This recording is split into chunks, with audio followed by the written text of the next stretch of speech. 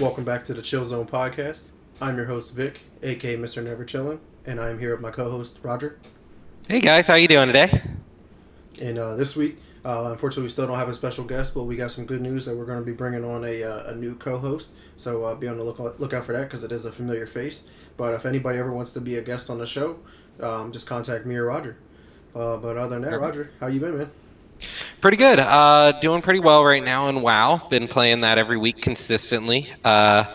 Sad that one of my guild members wasn't able to make it this week. Otherwise, we may have gotten close to finishing Heroic, actually. So we're excited, though. Blizzcon's this week, as we'll talk about later. So we're excited to see what's going to be coming down the road. Mm-hmm. But other than that, I've been playing a lot of Valheim and Stellaris. Yeah, can't blame you with the Valheim. It looks like a really good game. Dude, it's so good. It's so very good. Like, even half my guild, when we're talking about the raid, people are like, did you say Valheim? And I'm like, okay, let's keep going, guys. Let's not get distracted here. But it's a pretty great game. No, I can't wait to check it out. Hopefully, once I get this graphics card later this month, which we'll talk about also later. Once I get it, I can hop on that train and check it out because that game looks really appealing for sure. Like, it could be the next big game, all we know. It's a polished game, as I've said last time. It came out polished, ready to go, straight from the get-go. So it was pretty cool. Right. No, yeah, for sure. But me personally, I'm doing well as well. Just been trying to play some games. I actually just recently beat Watchdogs Legion finally. So hopefully I'll get that review up next week. Probably on Wednesday, I think I'll have it up. I tried to play Call of Duty. I tried streaming it too. Unfortunately, I got into the second mission into this building and game crashes. And then I was like, oh, crap. So I was like, hold on, stream, let me get it back up. Load it up, got to that same building, crashed again. So I was like, to hell with this game. I don't even feel like playing it. Because Call of Duty Cold War has now crashed on multiplayer, zombies, and the campaign. Like, the game's just broken on next gen at least. I don't know about any other console, but next gen, it's just awful. Like, they took a huge step back from Modern Warfare. Yeah, well, honestly. The way you guys talk about it, with our previous guests, it just sounds like the game hasn't lived up to the hype it was supposed to, and fanboys are still going to be fanboys, though, but it's, it's dead in the water. Because this is now the most sold Call of Duty game of all time. Yeah, it's crazy. And I don't see why. And it's just crashing like crazy for you. Right. Half the time I don't even want to play it. Like, when I play Warzone, it's out of the Modern Warfare client. It's not out of Cold War's client. At least not yet. It might make that transition with Season 2 coming up here. But okay. But other than that, once that was crashing, I hopped on Immortals Phoenix Rising, and so far that game has been a lot of fun.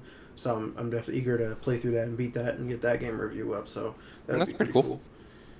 But now let's get into our gaming topics this week, man. We got a lot of gaming news / rumors to get into. For the first well, we've got, we had, this week, BlizzCon's coming up. We've got the Nintendo Direct that dropped. So, and not even just that, just the gaming news in general has been overpopulated. Right. So, as everyone's about to find out here. Yeah. So, how about you? Have you ever played a Kingdom Hearts game before? Nope. Which is never played as big of a gamer as I am. Well, not only that, you were a PlayStation 2 gamer for the longest time as well. So, and that was its biggest console. Right. I just don't understand why or how I missed out on that game. It just never appealed to me. But now looking at it, it's a cult classic. Now I'm like, man, I gotta. Yeah, now. And it's a kind of a crowd too that you would choose to. Certain people would play this game, not everyone, I would think, because it's kind of like that JRPG Square Enix style game. So it's and it's also Disney. So not everyone's a Disney fan. No, yeah, for sure. I mean, personally, I think I'm gonna check it out. But the news revolving around this game is it's being, I guess, quote unquote, ported to the PC, and it'll be on March 30th, and it's coming to the Epic Game Store. Have you played the newest one? Which one? 3. Yes. So I've played Kingdom Hearts 1, 2, and 3. I have So I watched Jordan beat one. I beat two, or I watched her play most of one. I never actually beat it when I was a kid, and I came back and played Kingdom Hearts 1 with her when we had the re-release of Kingdom Hearts 1.5 and then 2.5. So we played 1 together, then we played 2 together. So I got to see the game for both of those. And then Jordan was playing 3, and then I decided, she complained how difficult it was at times, and a lot of people were like, it's the most amazing game ever. And I also didn't want spoilers because I was about to go to a convention in less than a month after it dropped. And literally half the costumes at the convention were for Kingdom Hearts 3. So I ended up playing Kingdom Hearts 3, and it was a solid game through and through. The action was just always there. It was nonstop. It was great. So honestly, if you have a controller and you have PC and you've never played Kingdom Hearts, it's definitely worth a try, and it's a lot of games. Because we're talking about the 1.5, the 2.5, and the 3. Isn't it 1.8 and 2.8? Because they added like another. Yeah, sorry, 1.8 and 2.8, which are the HD remasters of 1 and 2, or 1.5 and 2.5, which include extra games. So that includes like Dream Drop and some of the side games with Aqua, who's one of the main characters in 3. Right. And so you have all these different. They built the world of the Keyblade wielders, and so kind of being able to find out what happened, including seeing the movies that they made, the mini 30-minute or 60-minute movies that they have. So it's the whole collection is available on the Epic's Game Store. Yeah, it's pretty cool that they're finally bringing it to PC. I think it's great what the gaming industry is trying to go towards, is trying to allow and target as much people as possible to allow people to play the game. Because we're going to talk about it a little bit later on in the Nintendo Direct, showcasing some other games that have been out that are exclusives, but now going to be other consoles. So that's awesome to see. I think eventually I'll check out Kingdom Hearts. It's not on my next 10 games to be played. I know that. Yeah. I have a pretty tall backlog to get to, but I think I'm going to get around to it. I think it'll be one of those games where what game should I play? I'm bored. All right, cool. Let me check this one out. When you have time. Right, exactly. It's definitely been a lot recently, for sure. But another game that I mentioned already was Watchdogs Legion. You actually told me, I didn't even know this was a thing, but it's completely on the down low. You're not allowed to stream it. You're not allowed to record it. But we can kind of talk about it. Watchdogs just started rolling out their beta keys for the multiplayer. And I just received mine in the last week since our last podcast. We talked about some stuff. I actually got my Watchdogs Legion key over the weekend, and if I want to join, I just have to sign an NDA.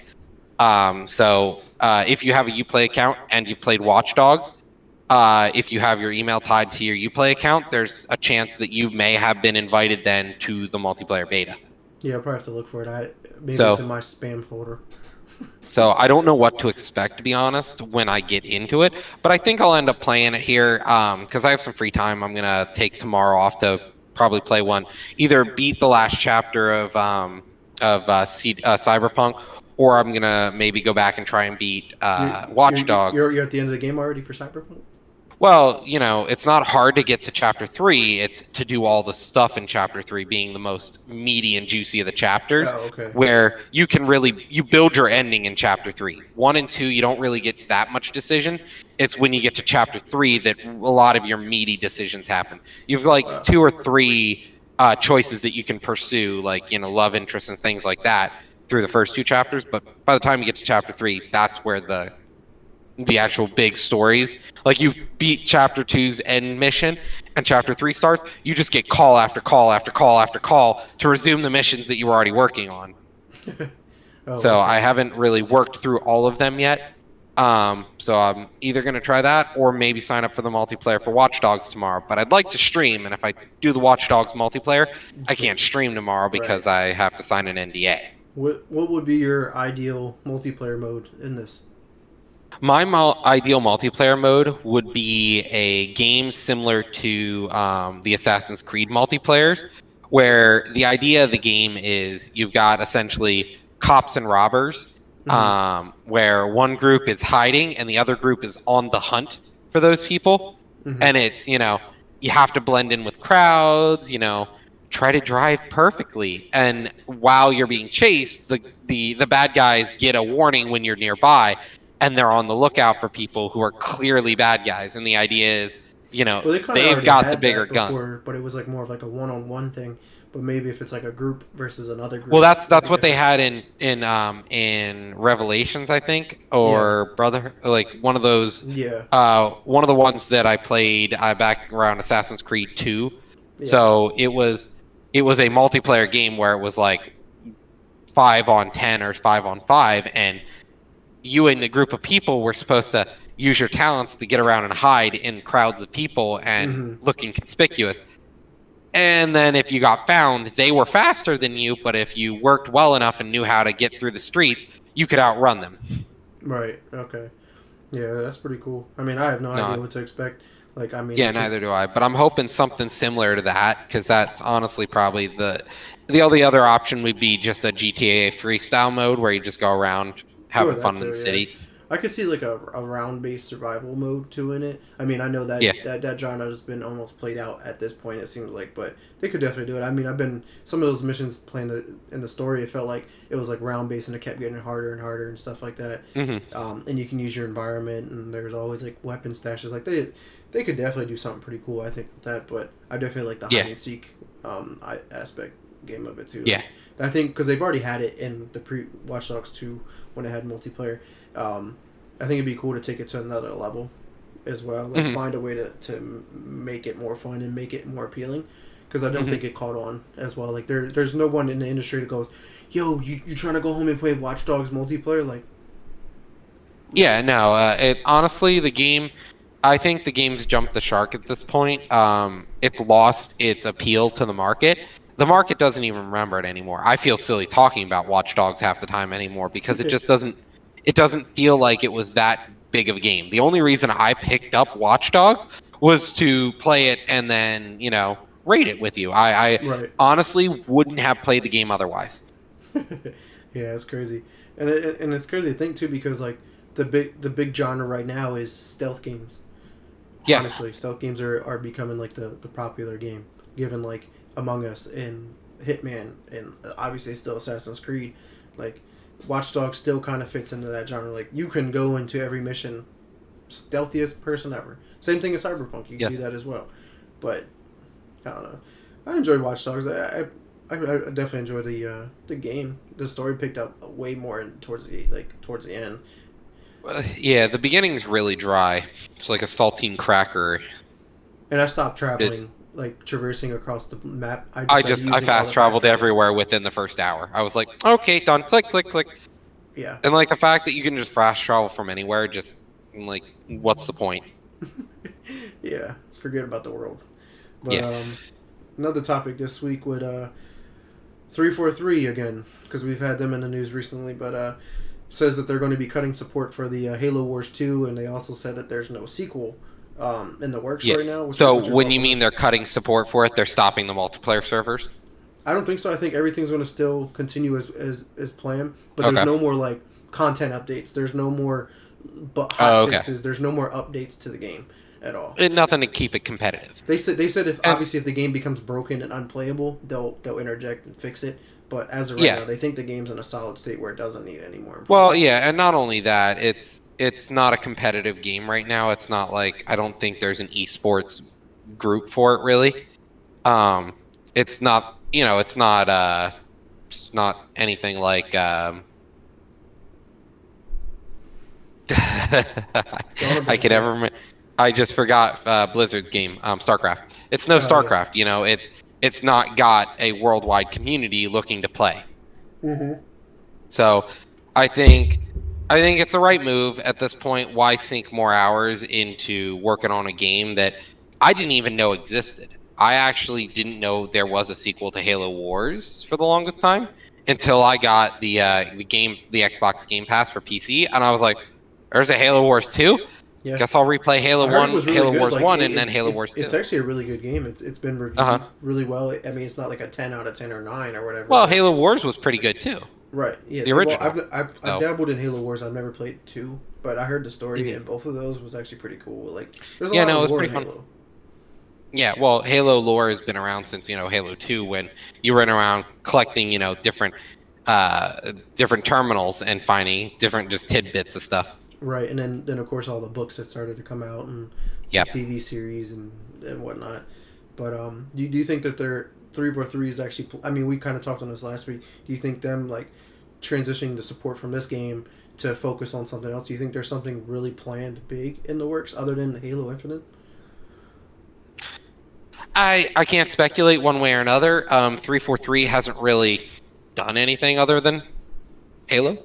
Right. So, Yeah, that's my thing. Like, because it's been rumored that there's another Halo game coming out. Other than and I don't Halo think they're Infinite. gonna do anything but Halo games because they're 343. Yeah. That's Unless Microsoft gives them the okay, because Microsoft owns 343. So yes, I don't think that they're ready to, because Halo is the the mascot per se for Microsoft Xbox.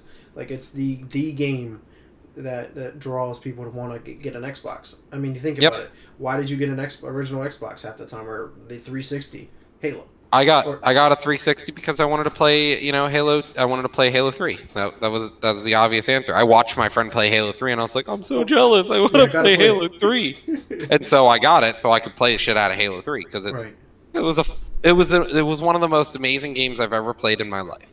Oh, yeah. I will hands down Halo 3 until the day I die. Right. How many times did we beat it? Like I can't even count how many times we beat 1, 2, and 3. All in the Legendary. And not only 1, 2, and 3, but also just playing 3. Just the custom game mode was so good. Just going in and jumping in and playing games, whether it was competitive or non-competitive. Right. Just it was awesome. I just feel bad for Halo now. Yeah, Forge, exactly. Halo 3 was the first time they implemented that feature, and that was awesome. We spent hundreds of hours playing Forge, whether we were just making racetracks or nights and nights and nights. And then base battles or whatever, like base wars. Yep. But yeah, it was a lot of fun. Like I don't know, it was Halo 3 time. Man, it was such a great timing. I don't know what 343's got planned in the future, but moving off of Halo Wars 2 just means they have a few extra developers to do other stuff. Right. Yeah. Exactly. But hopefully this new Halo game is actually going to be good. We don't know. It might just be a hot piece of garbage. It really could be the nail in the coffin that was Halo. Yeah, I really hope not. I hope this is the transitioning back to. Yeah, I really hope we go back to something good from here because if we don't, how long is Microsoft going to sit there and try to prop up a dead game, a dying game? Right. No doubt. I mean, then again, they can also all right, 343, you're done making Halo games. Who's next? Who's next? Yeah, that's very true. I mean, they own countless studios now, 24, I think it is, and they can just choose all right, cool, you're going to make them now. Or they might just But we'll see what happens in the future. I don't think anything big's in the works. I think it's just, hey, we're done. We don't want to keep supporting this. No. Why spend the man hours? I feel like I think I mostly agree with you on that, but I also think that I feel just something in me thinks that there's something that they're creating other than Halo Infinite, and it's like some kind of different genre version of Halo. I don't know what it is, how they're going to do it. I think there's something in the works, and obviously they're just trying to keep their mouth shut. And I think they're trying to wait to show this after Halo Infinite, because you don't want to take away the hype. The biggest game of next gen of the Series X and S. Why would you want to announce anything else that would take all the hype away from it? So you want to wait until this comes out. You want to wait until see how it's perceived, and then kind of go from there. Like, damn, this went really good. You imagine what our fans are going to realize when we release this. Like it could go one of two ways. Either Halo Infinite comes out and it's great, and everyone loves it, and they want more Halo, and they announce it, or it goes shit, and they're like, all right, guys, never mind, just scrap that idea. I think that would be my idea behind it, if there is something in the works. And honestly, I definitely believe they probably have something else in the works. It's just, you can't get almost done with a project without having another one ready in the industry right now. You can't really just, all right, now we're just going to wallow or just relax in the fact that the game is done. Nope. These big studios, they've already got the next game started while they're releasing the game that is current. Yeah, exactly. Enough of Halo talk. I guess something similar here. We're going to talk about Microsoft's purchase of ZeniMax caused a ripple in the industry. Apparently, Google's blaming their shutter of their studio. Well, the article didn't say really blaming. They just said, that's one of the many reasons. But it's just Microsoft has gotten big. Microsoft is big enough to rival EA at this point, in the gaming industry. They're bigger for than EA. Studios and production, not just. They're way bigger than EA. They are the biggest. Yeah. With all the purchases they have, yeah. The only but I mean, like as a studio. Sony. Obviously, Sony's the only one that compares to them. Well, how many studios does Sony own? Like game design studios? I want to say it's like 10 or 12. Like okay. Microsoft doubled them, basically. Yeah. So like no one's really close anymore. Yeah, but I'm also referring to how many studios EA has bought over the years and eventually killed off. Right. EA has killed off more studios than Microsoft has ever owned, but right. But the thing is, I don't think Microsoft has killed off any studios, at least not yet. No, they've been producing good games, whether they're big AAA games or smaller games, like even from what is it, Obsidian? What is that? The Bug Small World game. Can't think of it right now. It's Spore. No. Is that one? Gotta find it here. Obsidian games.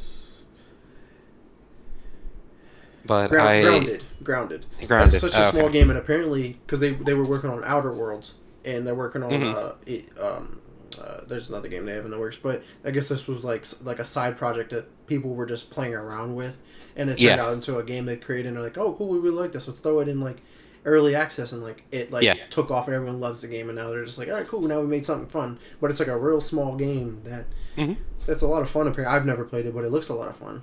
It's like a sandbox game. It's still going back to that new genre, not new genre, but the genre sandbox games are definitely taking off again. Well, they've always been. It's since Microsoft joined, or not Microsoft, and since Minecraft, which is Microsoft, since Minecraft was created, the sandbox industry has been huge. So yeah, and then because like with Minecraft and Roblox, and I mean there's countless of games now, honestly.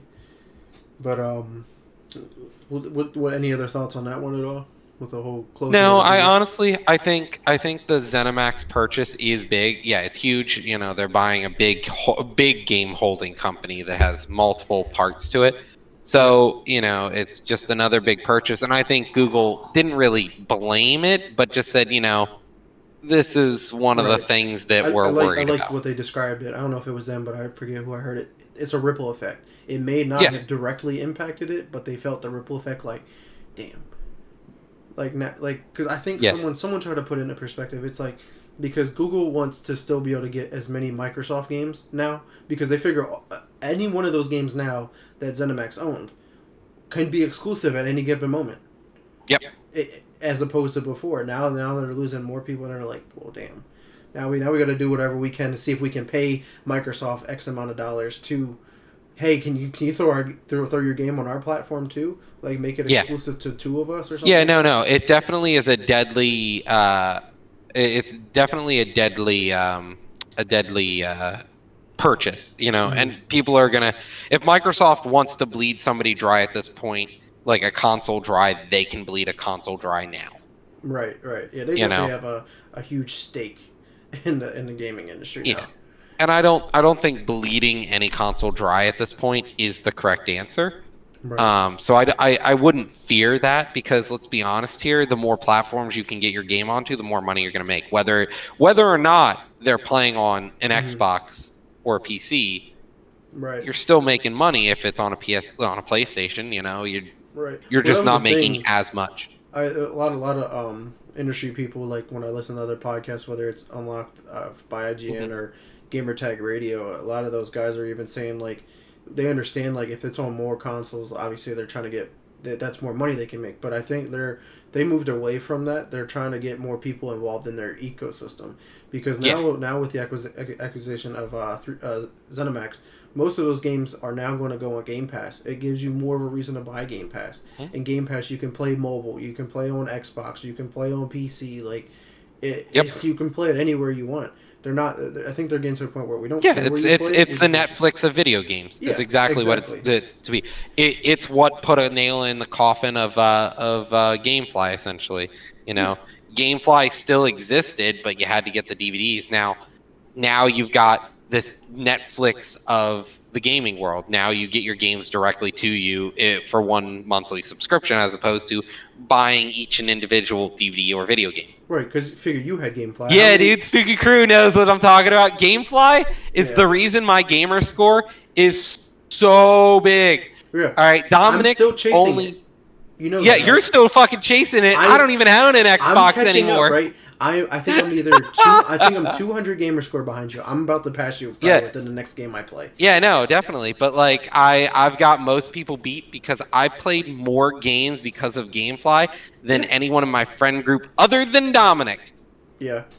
Other than that guy. That guy, he didn't have internet for years, so he just like game, and he'd just sit there all day, play games. Beat him, get the achievements, yeah.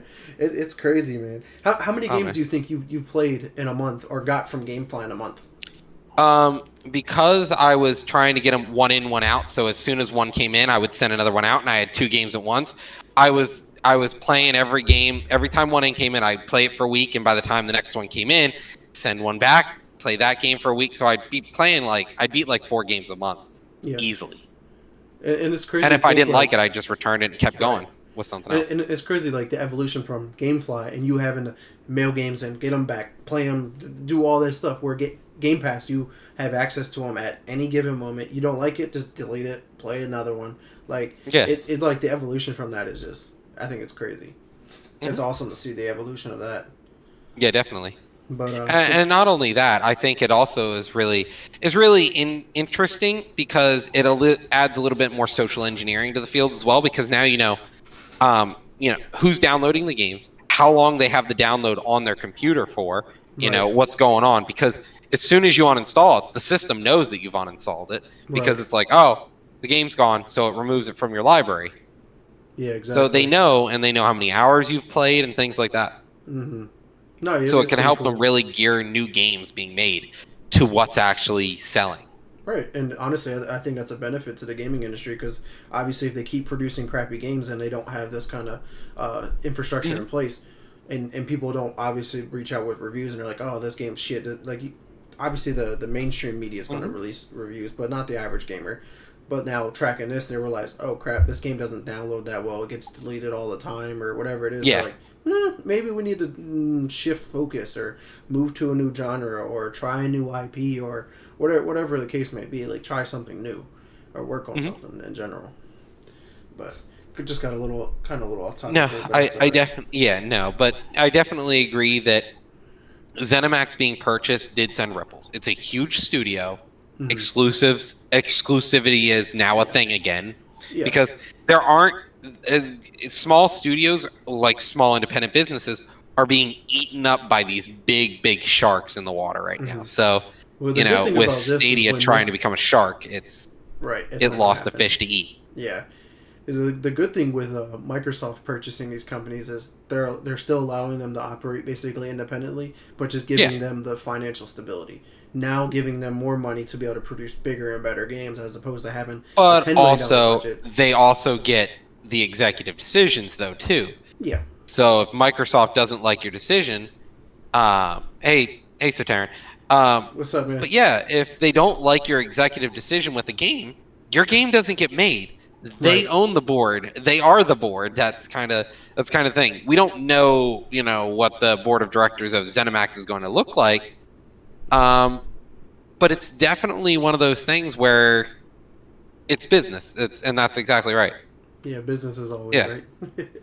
Yeah, and exactly what Spooky Crew says. If you bring something new to the industry that's really profitable, you're going to get bought up. And these guys were bringing something to the field. And if they ever have a bad idea, Microsoft's going to shoot it down. But it's Microsoft. Right, you say something like that, where you bring something new and profitable into the gaming industry and get bought up. They've been there for a long time, but they're a big fish. They have a lot of good. They have a lot of IPs. I'm talking about other games like Among Us. I'm surprised Among Us game studio has not been bought up by somebody yet. I'm not surprised. I'm not surprised because it's a small indie team that really likes their game. Now the problem with that is they haven't gotten big enough yet. So wait till Among Us 2 comes out, or the continuation of Among Us. Yeah, because they're making a new map right now. Yeah, That's the next step. it's a game as a service now again, Yeah, as because opposed to they had Among Us 2 in production. They cut that, and they were like, we're just going to keep yeah. producing content for this. Yeah, That's well, what. because Among Us all of a sudden became big, and they were like, "Oh, we'll just use the system we already have instead of making people move." And so, if it exists long enough, we can definitely see it get the Minecraft syndrome, where it becomes big enough that they're like, Maybe we should I buy want to them. retire comfortably. Right, yeah, I agree. I mean, like Yeah, Spooky Crew, it has been copied. I mean, hell, even Fortnite has done it already. yeah, Like they've implemented like spies versus something like it's a basic concept that's kind of been around like we've talked about before with like the what was that Hitler game that we play? Secret Hitler. Secret Hitler, like it's always been a concept that's been there all the time. That was the worst segue to the next thing. What is that Hitler game you played? That is the worst way to ask a question and hope I had the answer. But no, yeah, games like One Night, Werewolf, these games that are, it's about somebody who's hiding in your midst. What is it? Resistant. Yeah. So yeah, it's definitely a genre that board games have been doing for a long time.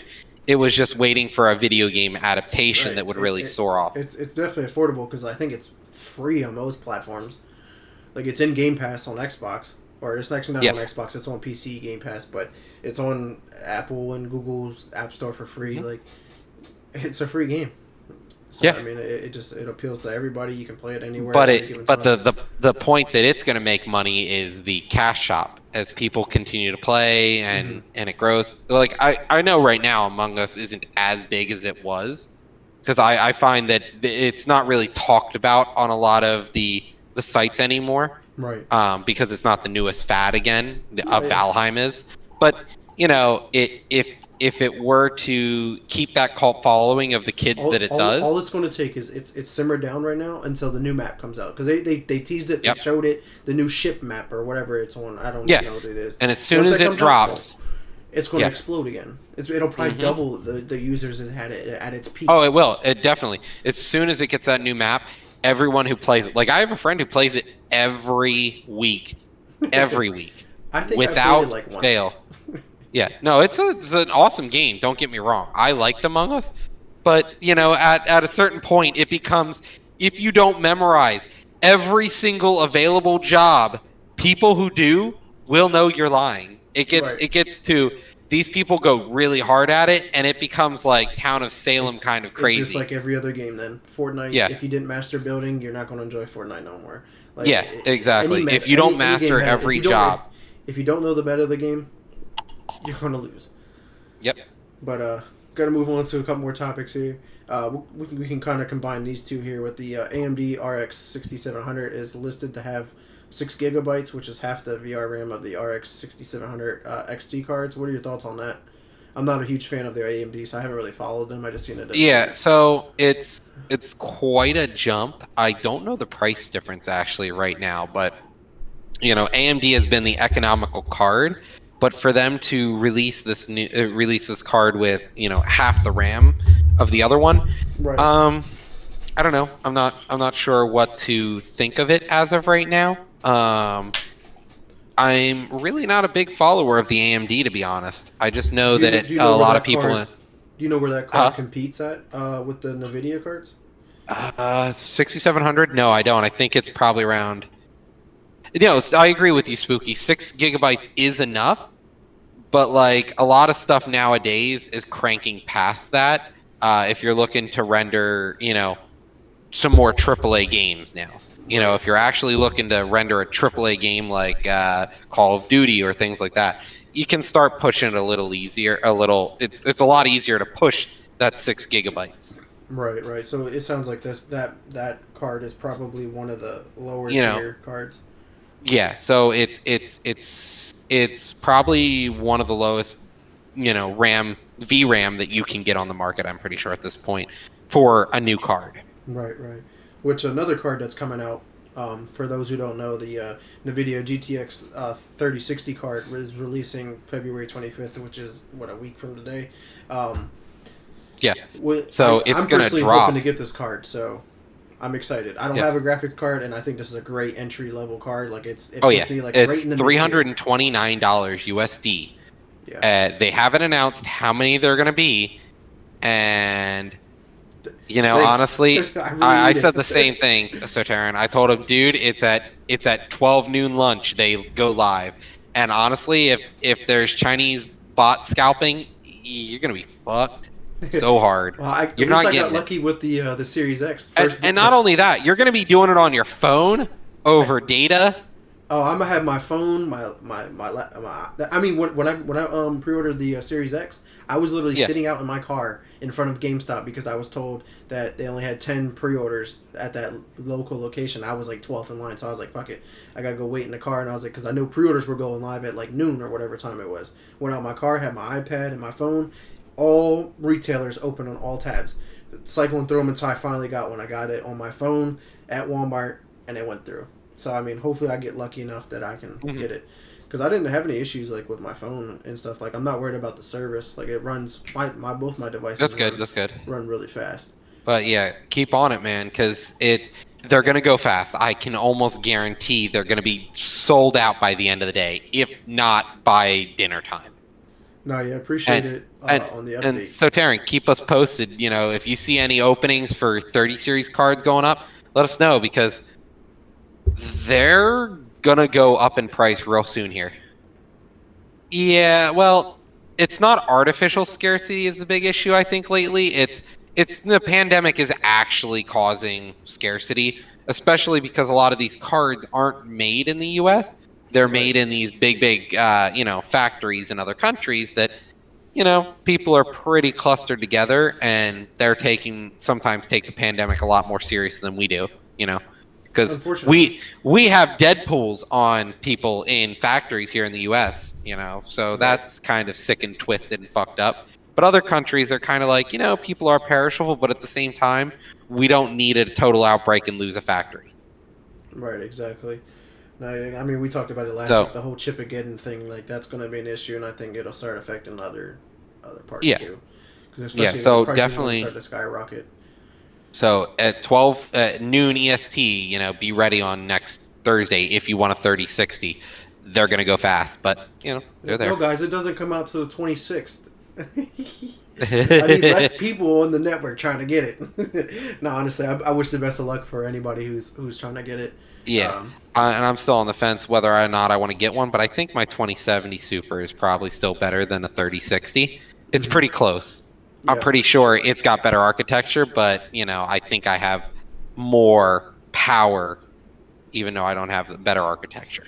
Right. I mean, I'm not complaining. I don't have a graphics card, so I need one. Yeah, and to get one that's coming out like this is going to get you on the cutting. It'll at least put you in modern tier as opposed to buying one that's overpriced and old. Right, exactly. Because if I get this at $330, right, I probably won't have to update my graphics card for 4 or 5 years. Maybe? I'd say if you're looking to push better graphics in like 2 or 3 years, you might want to upgrade if you want to push better. Yeah. Right. It all depends what you want to get out of your console or out of your computer. Ultimately, if I can get 1440p, I think I'll be because even if I want to start streaming, I can only stream at usually 1080p anyway. A 1080. Oh my God! A museum that belongs in a museum, my friend. Shit, I mean, how much different is that compared to my built-in graphics card on the CPU? No, I'm joking. 1080 is way better than that, but yeah. It was my 2070 Super I got when they released the Super series, which was nice. Oh wow, yeah, I didn't know that. If it runs COD at the high settings, because even the newest Modern Warfare and Cold War, like the game still looks really good, like graphically. Mm-hmm. So if it's pushing that and it's able to run that, that's pretty dope. I mean, obviously it's not a huge world like Cyberpunk, but like the pre-rendered worlds, I guess, like they're not as big, so it makes sense. Yeah, and the 1080 is the high-end card of that series. Remember that too, because they just moved up the series. Now they have the 60, 70, 80, and 90 series in this in the 30s. There are now the 4 levels as opposed to 3 levels. Okay. And then eventually we'll get a TI, I assume, as well. Unless there's already one. I can't remember if there's a TI for the 3090. Yeah, I can't remember either. But yeah, I'm definitely But excited for the new graphics card, man. no, I definitely agree. It's going to be exciting, but we're going to definitely see a lot of butthurt people on the internet real fast. Right, right. Um, another new thing that's coming out is the new Xbox wireless headset, and like I watched the video, like the breakdown of it, and it seems like a really solid, Okay, affordable so headset. so for me, from my perspective, when you sent me that link and was like, "Oh, Xbox is releasing their own headset," I was like, "All right, well, it's probably going to be an overpriced piece of garbage." And I looked at it and I was like, "$100 isn't bad for a wireless headset for Right. a gaming system, you know." And it looked pretty decent and it had a lot of cool features. So Mm-hmm. I honestly think it looks like a decent deal. Like it's something that I would buy if I had an Xbox still. I would grab one. Right. I'm looking at getting into it because the headset I have, which you can see behind me here, Yeah. it only works with my Xbox because Microsoft uses their own wireless technology for Yes. most of their devices, but they transitioned that. Luckily, with the newer controllers, it actually is built in Bluetooth, so I can connect my controller to everything. So this Oh, new headset awesome. actually has both. It has the proprietary Microsoft wireless, and it has Bluetooth. So then, Okay. because with my PC, that'd be awesome because I'm going to get a wireless card for my PC. So then I can just connect the headset to that, or even hook it up to my Xbox as well. As opposed Yeah. to that one, I'd have to buy that separate USB adapter to connect the Microsoft wireless stuff, and I'm just like, Hmm. I need to get a Wi-Fi card anyway. Might as well get a new headset because that's pretty old too. I had that on the Xbox One, probably mid generation, so it's probably a solid 4 years old, 4 or 5 years old. Yeah. It still holds up really well. As long as it works, you don't need to replace it yet. Right. But, It's as not a soon as it necessity. starts going, Right. It's not a huh? necessity to replace it yet. Like I'm okay with it. I Yeah. don't have no issues at all. It still sounds good. It's just so, some headsets sound better than others, and if I give Yeah. this other one a new try, it might be worth it. Honestly. No, Yeah, I exactly. definitely I can can't agree play with any you there, game without Super. a headset. Like shooters, can't do it no more. I feel like I I've have. always played shooters on I've had surround sound always, but Yeah. I've always played with, a nice sound system and not headsets. Right. No, yeah. I can't play Call of Duty anymore without a headset. I feel like I'm such a noob if I don't because like hearing those footsteps or just the little things like you can tell like where Hmm. gunshots are coming from or like grenades are being thrown from or where they're at like Yeah. it enhances your ability like and people back in the day never really understood that until like I was like bro like getting a headset Yeah. changes your ability of this game like you can play this game so much better if you have this headset and they're like no then they get a headset and they're like bro you can hear everything and I'm like I Yeah. told And you and that's I have that discussion with a bunch of my friends when I game as well on FPSs. I'm like, I'm watching somebody play and they'll die, and I'm like, didn't you hear him behind you? And they're like like, no no. And I was like, what do you mean? and then Like it I blows can my hear mind him, and I was watching over your shoulder. it blows my mind too like those guys too and they'll be playing with a headset and I'm like do you not even have it turned up or balanced the right way like can you not hear Yeah. everything because most headsets have like different settings and stuff like that and I'm like Sure, for the yeah. longest time, people would scream my name, and then I wouldn't hear them, and they'd have to come and tap on my shoulder, and I'd freak the fuck out because all I could hear was the game noise. Now, Right mind you, exactly yeah, it's good yeah and bad, but it's yeah definitely I, helpful if you're trying to be competitive. I remember living with my mom and she'll be like yelling up the steps for me and stuff like that and I can't hear anything and my like guys in the party be like yo Vic your mom's calling for you because like, obviously the mic picks up everything too which apparently this one has like a auto mute function like if it knows when you're talking and not talking so like if you're eating and stuff like that it won't pick it up like it has like a really some nice features to it honestly I think I might pick it up eventually once I want to replace that headset. Yeah, I just want to know how it's built. Like, how's the build quality? Because the one I have, the Turtle Beach headset, kind of feels like kind of cheap and plasticky, even though it was like $100 headset as well. Like, Yeah, I don't want it to feel Turtle cheap. Beach, Turtle Beaches haven't really been quality headsets. Like Razer products are doing the same thing now. They Yeah. haven't been quality since the market ate them up. Same with Alienware computers. They lost the quality when they became like Apple. Apple a lot of times is like, we're exclusive. If you have this, you're part of an exclusive club with every other human being on Earth. You're all exclusive together in this club that's exclusive. No, it isn't. So they had to make their products cheaply so that they could get out tons of them to everyone. So, you know, for the longest time, especially in high school, they all felt premium. Yeah, they still, most of them still feel pretty good.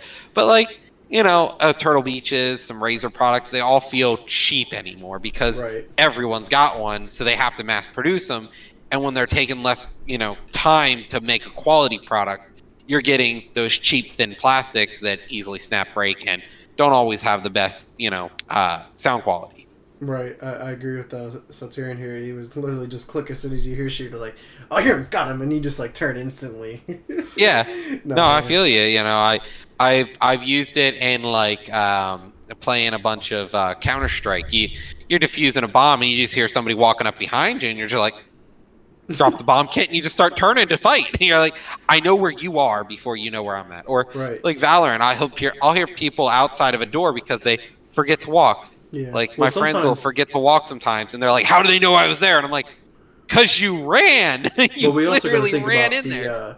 The issues that it caused. Like some Call of Duty games, like they have to fine tune the footsteps because like sometimes you can hear them like really far away where it doesn't make sense to hear the footsteps that loud, like that far away. So like I knew that was a problem because like people will start pre-shooting before you even like run up to that corner because they know you're about to approach that corner, like that kind of things. Like there are bad ways, but once you fine tune it, you get the proper balance. Hackers. Fucking hackers. Tons of those in Warzone right now. Good thing they've been knocking them out too. Like they banned like 60,000 people so far. Like I think they're, or not so far, but most recently they just banned like 60,000. But that's some. I didn't actually know there were that many hackers right now. Oh, because supposedly Valorant also had a bunch too. A lot of people don't are like. There's a shit ton of people playing Warzone, but like a lot of people are like, man, I really don't. I'm getting tired of the hackers and like people using the glitches because there was like an unlimited stim glitch, which is basically like unlimited health, like health regen at all given time. Like, is it? Oh, okay. You like throw a grenade, pick up the stim, drop the stim, pick up grenade. Like it's a whole bunch of shit. But after that, it's like a constant like stabbing at yourself, and you're still able to like shoot. Like, it's like really cheap. You're holding your gun like this, and a third arm's just coming in and stabbing you. Yeah, it's crazy. Or like the invisibility glitch. Oh, that's fantastic too. Somehow you can go invisible. Oh yeah, it brings back old Metal Gear Solid vibes when you beat the game and get the stealth thing. And you just walk around like, and they have no idea where you're there. Yeah. But all right. Let's move on here. We got a few game updates. We got Rainbow Six Quarantine. I don't know if anybody's really familiar with that game, but it was a game that was announced at E3 maybe 2018, maybe time. What is time anymore? Yeah. But it's a game that apparently is still coming out. It's supposed to apparently still come out. It's supposed to come out this year. It was never announced officially, but I guess they're saying it is. But they're wanting to change the name Quarantine, given the pandemic. So everyone would hate it. You know, honestly, I don't think it's that big of an issue if you called it Rainbow Six Quarantine. People would still buy the crap out of it because they'd be like, "Oh, it's called Quarantine. That's awesome." Right? Yeah, it's a quarantine while we're in quarantine. Like keep it. Yeah, exactly. I agree with Spooky Crew. I think they're just like PR. You can't do that. Right. I mean, I think that's just Ubisoft just trying to do the right thing with air quotes, I guess. But they're trying to do the Ubisoft thing. Yeah, I mean the game looks interesting from the 2-minute trailer that we saw back all those years ago. It's like they're taking the Rainbow Six Siege idea with having operators and then putting you in like more of a PvE scenario where you're fending off like these mutated monsters, like zombie, whatever they are. We haven't really known what they really are, but in like. It almost reminds me of like a Left 4 Dead kind of game, but like have more. It's probably going to be way more tactile because you figure Rainbow Six Siege, like the people who actually play that game who are pros, like they know how to approach each level with different operators at any given moment, like and they have tactics to team up with. Like I can imagine that happening the same thing with this and like making it a competition of some sort too. Like turning a PvE game to have. Well, that's what they do with WoW. WoW has Mythic Plus races where people will literally race super difficult content in high speed moments, and you're like watching these people like, what the Yeah, you think about doing that, and you're like, nope, not happening. Get fucked up Yeah, as soon as you walk in the room. yeah. And these people are like speed running it. So yeah, Yeah. no. People will always speed running is literally an entire event. Right. ADGQ exists for that reason, or Right. SDGQ. Yeah, it's pretty cool when I've watched events Oh held yeah, by. Vegas. I forgot all about that game. That was a good game. Yeah. Yeah, no, it sounds like a Vegas style game, but more operator based instead of you choose your kit, you choose an operator who has a kit and you can customize it. Well, it's basically what Siege is. Rainbow Six Siege. Yeah, that's what we were saying. Oh, okay. Well, Vegas, you chose your own. You made yourself, and then you got to choose your kit. Yeah, and I plus you had believe. your squad mates who you can, hey, go Yeah, here, go take cover over there, go shoot this guy. Like it was pretty cool that you were like a yeah. commander in that one too. Mhm. But I was gonna say something else with Rainbow Six. Quarantine Man, I think it could have a really cool concept. Honestly, I can't. Yeah. I like want to see more from the Rainbow Six game itself. I didn't actually play Siege. When I tried to Oh wow. play it in early access, it kept crashing, so Oh I yeah. just Well, didn't end up playing the that real game game. didn't catch on honestly until like year end of year one, year two. Yeah. Because that was a game that came out. It was all busted and problems and buggy. Exactly. And then they polished it, and like you always say, like it polished it. This was a gem. This was and it turned out to be a gem. And they still support it. They're on like year like 8 or whatever. It has next gen upgrade. Like it looks beautiful. They keep adding I content. thought Hell, I didn't think Siege was that old because I thought it was. Is it really that old? yeah, I'm about to I find didn't out. think it came out in like 2012. I thought it was like 2014, 2015 When area did maybe. Rainbow Six Siege come out? Okay, never mind. It's not as old as I think. It's 2015, so it's 6 years. It Yeah. seems like forever. Yeah. Seems So like forever. the 2 years, But give even or then, thinking not about it, bad. a game that's still running Yeah. super great at 6 years later. Yeah, for I a still shooter. see Rainbow Six Siege like every so often in Reddit. People are like, check out Siege, and I was like, okay, people still play that. Yeah, And then it I makes even me hop think, on it wait, is too. that still relatively new? What? Siege. Every Oh, time yeah. I see it pop up, I'm like, is that It's still because relatively they new? release new content like all the Yeah. time. Like hell, they even added Fisher from Splinter Cell into the game. Yeah. So like it's pretty cool. Like, and I was actually recently just playing a lot of it before. Remember Alex Ferlin that we had Yeah. on the show before he went off the boot camp and stuff. Man, we were playing that game all the time. We were playing that in Call of Duty. Like we were really getting into it, but it's just like I don't have no way to play it with. Like Yeah. that's why I don't play it. Like I would Well, love yeah, I'd play a bunch of these games with you if I wasn't on PC and only on PC. right. So, But there's a couple more games that got some recent updates, man. Some of them that just came out, and it's just time for new updates. And there's games that have been out that thank goodness they have updates. So first one up here is No Man's Sky. They got another yeah, new update. Of I course, it's free.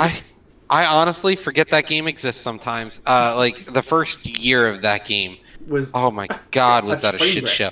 Yeah. My friend like had it pre-ordered. He was super hyped about it, got it, and I just watched as it just caught fire and then turned out was a dumpster the whole time. Right. And then you had a flaming dumpster fire going on for the first year until they fixed it. Right. I watched it and I was like, man, I mean, they heck, really tried hard. It just won a award at the Game Awards show, like the comeback game of the year or something like Yeah. that. Obviously, it's been out for like 3 years or whatever.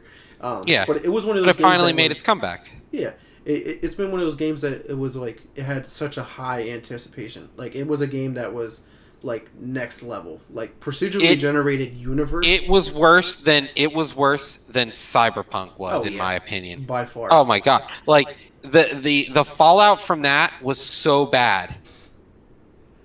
Yeah, Yeah, for sure. yeah, no, I agree. I looked at that and I was like, this looks like shit. This looks like it's gonna be bad. No, And but you know, I was it didn't, right. Like what they showcased though, and what we got was like two different things. That was Yeah. the problem. It was one of those like, Yeah, here magic trick. it was. Yeah, it was an entire hype show, and then it fell through. Yeah, but then they started releasing it, adding more content because the game came Mm. out and it just felt like it was missing everything. It was Oh, like yeah. a skeleton. Well- it was bare bones. Well, you couldn't even play with other people for like the first year, and then they were Right. like, we have to make this easier. we gotta allow you to play with people, and then they added where like you couldn't play with the person, but you can see like a orb with their name. Yeah. And see what other planets they've been to, I guess. which was weird because it was a procedurally generated universe. So MMO. like every time someone created a game, you were creating more planets every single time. Yeah. But it was all connected universe, so like you can travel to whoever's you want, but good luck getting there. Yeah.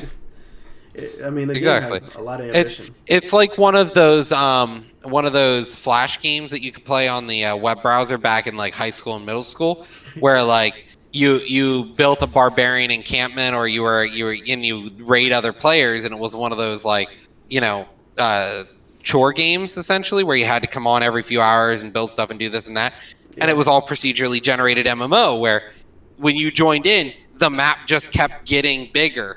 Right.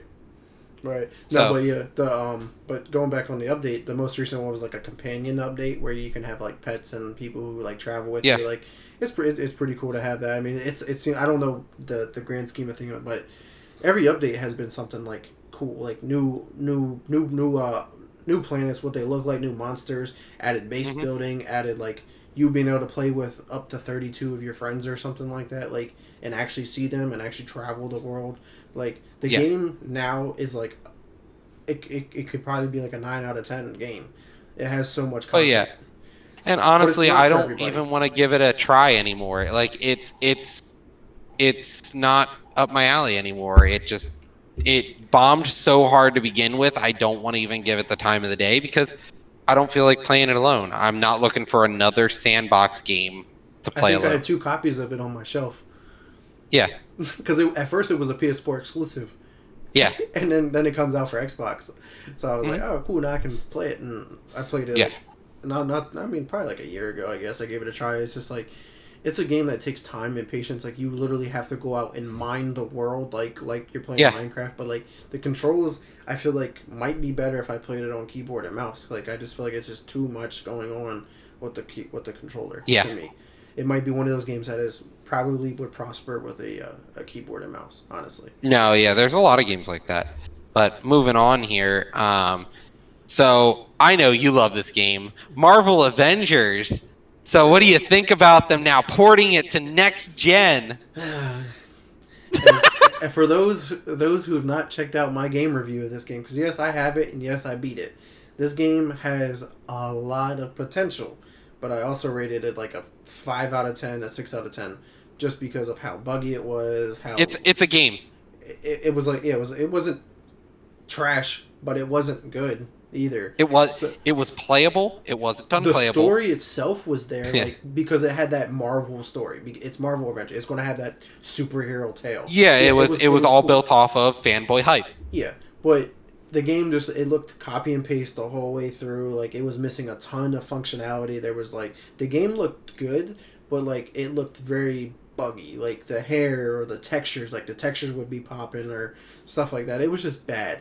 And honestly, to see that they're porting it to next gen already, I thought this was going to be coming out like holiday of 2021, and because they still had a lot of stuff to work on.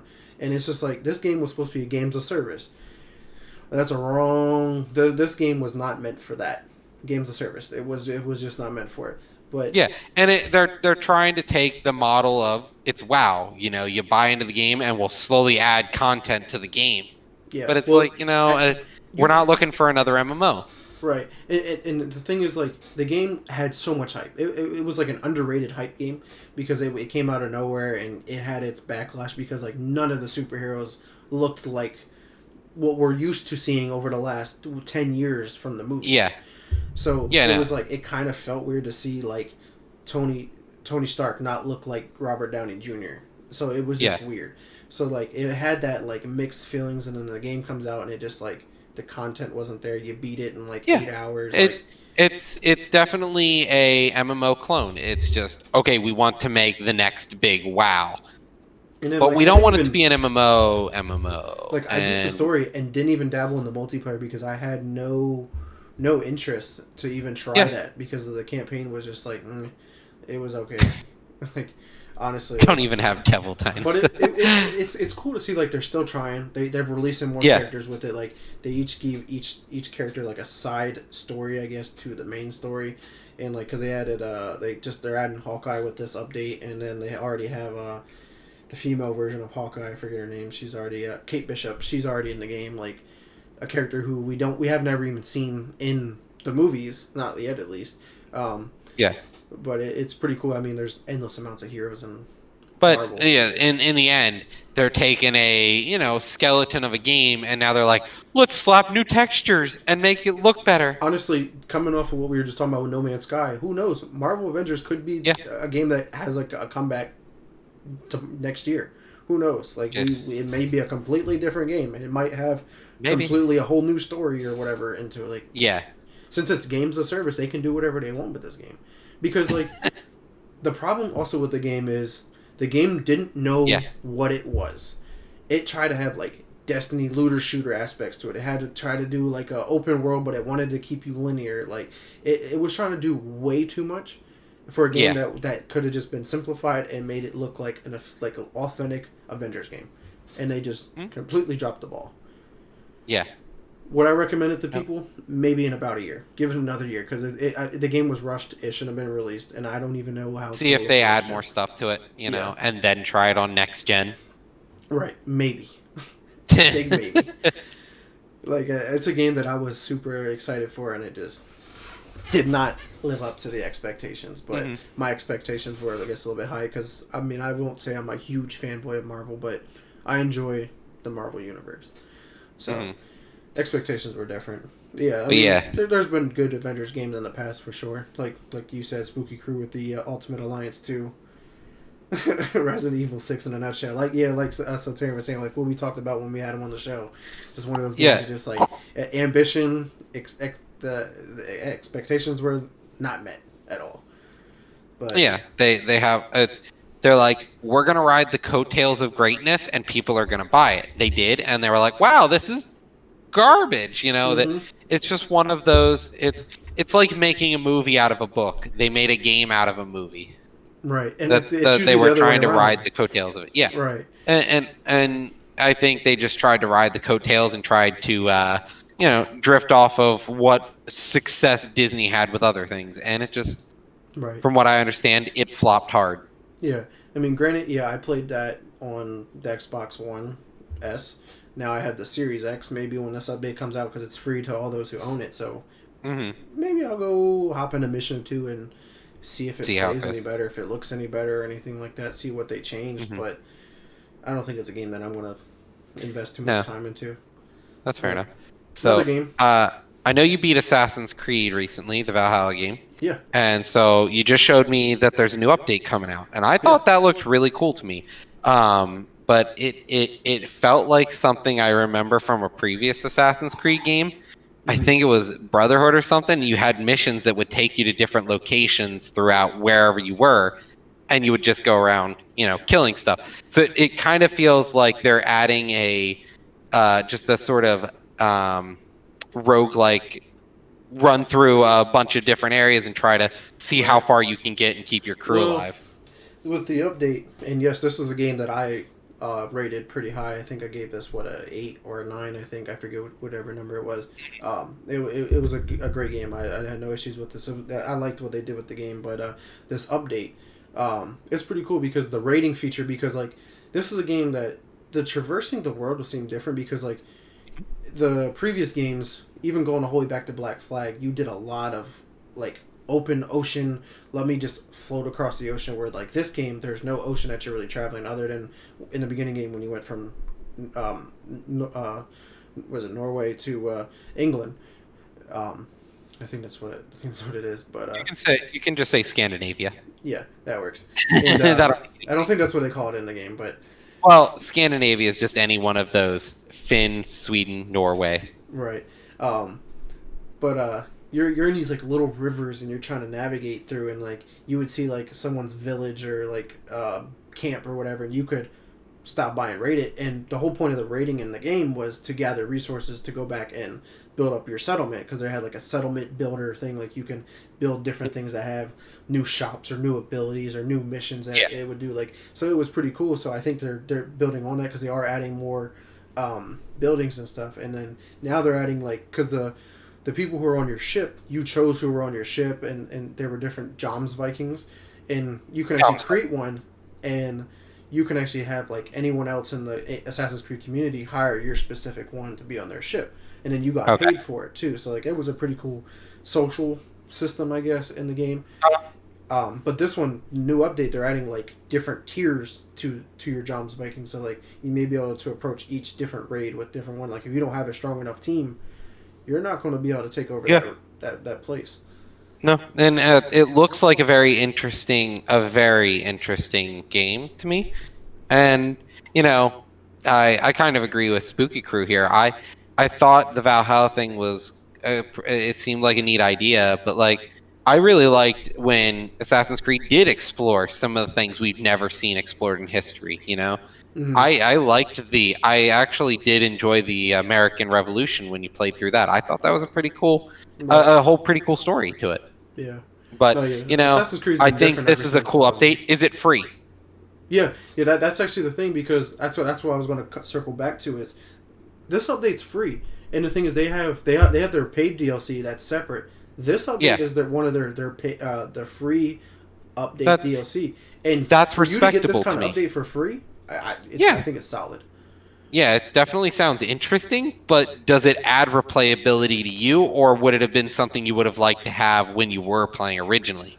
I think for the people who actually stick around and actually like my manager at work, actually, he's played through the game already, and he's going back through his second time. He's a person who will play a game endless amounts of hours.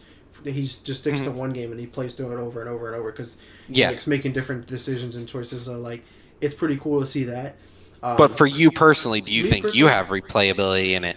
Somebody who tries to beat multiple games, would you go back and play this? I think I'm gonna go back and play it when the first DLC comes out, which it comes out in the spring. To me, it's not an update for me to come back and play. Yeah, I think it'll be an update that I go back and play when the new DLC, like when I'm trying to progress in the story, because there'll be a new story, because they and one of the updates is like the Siege of Paris, and then the other one is like I forget the other one's called, but it's kind of weird. It looks like a Hellblade. Those people with the antlers and the masks and shit, looks really creepy. Fair enough. Yeah. So it's not an update that I'm gonna go back to right away, but I'll definitely check it out when I do go back to playing. No, that sounds interesting. Like me personally, I'm still on the fence whether or not I might play Assassin's Creed Valhalla, but I think it's really cool that they've offered a free update, and it sounds like it adds some cool content whenever you're playing, your first playthrough. Right. Or or your second if you want to play again. Right, and it's even cool too. Like for those who, the game's only been out since November, so it's only been out for three months. 3 months. It's crazy to think that we're already getting this content, and there's probably a ton of people, including like yourself, you said, have never even played this game. Yeah. And you had this extra you have more content now. Yeah, it's just what it's I would on have top had when I first started. Mm-hmm. Yeah, no, I think it's pretty cool, and it's free. So that's pretty awesome to me. And then my recommendation to anybody who hasn't dabbled in Assassin's Creed, like starting with Origins. Origins was the birth of a new new Assassin's Creed style game. Like it kind of took a different path than what we were traditionally used to. But like even going back to because I wasn't a fan of Black Flag. I think that was too much out in the ocean kind of stuff. But I liked the lore because it was in the Caribbean with the pirates and stuff. So that was cool.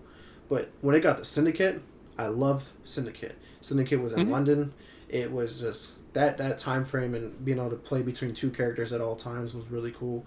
Unity was a shit show. That was probably one of the worst games they've ever made. Everybody knows about that one. But after that, what was after Unity? I have them all. I don't know. I can't really see from here, but I think it was Origins. I think because they took a break. They took like a 2 or 3 year break, and then they came out with Origins, and that was pretty cool to see, like the birth. Because like most of these games take place before all of the Assassin's Creed games. I believe so, because they talk about like how the Assassin's Creed is actually created. So it's pretty cool. It's like more of an origin story. Yeah, they wanted to explore after they killed off the main character Desmond. They wanted to kind of explore the assassins as opposed to one person's lineage of them. Right. But moving on here from the Assassin's Creed update, you have a Switch, right? Yeah. So have you had a controller drift with your Switch yet? Not that I know of. I mean, That is the worst fucking thing a controller has ever done then to me. again, I haven't picked up my Switch in a while, so. So the follow-up to this is now Sony's new controller The has a DualSense. controller drift. What is with the next gen or the current gen of like the new consoles The coming newer out, controller, Switch yeah. and the PS5? Why are controller technology has been around forever? Why are we drifting? Right. You know? Stick to the old So reliable of the Xbox controller. Never had any issues. no, I agree. The Ever. Xbox controller has always been tried and true. It's always been a great controller. Even back But to like the original Xbox controller with the black and white buttons, the Duke Yeah. controller, the huge bulky controller. Never Yeah. any issues. Yeah, I never had any issues either. Why innovate when it works? Right. But like, and it was I'm surprised. So Sony is now getting sued over this controller drift. Yep. Is it like a class action? I guess. Yeah, I think it just follows the same line as the Switch one. I think like if you had an issue with it, like you'll get if it goes through and they succeed with the lawsuit. Yeah. I'm pretty sure you'll just get paid for it or whatever. I don't know how that kind of stuff works, but hey, I mean you pay $500 for that console. You better hope. And the damn controller you works. get with it. Yeah, well, the controller I got with my Switch is the one that drifts. It's like, these controllers aren't even cheap alone. Like a Switch controller right now is like almost $90, Is it the controller depending or is it on the Joy-Con? the Joy-Cons. Okay. Yeah, the Joy-Cons drifted, both of them. So like both the left and the right Joy-Con both drifted, and now the PS5 controllers doing it is like, are controllers just getting, what's going on here? I'm actually quite angry to see that.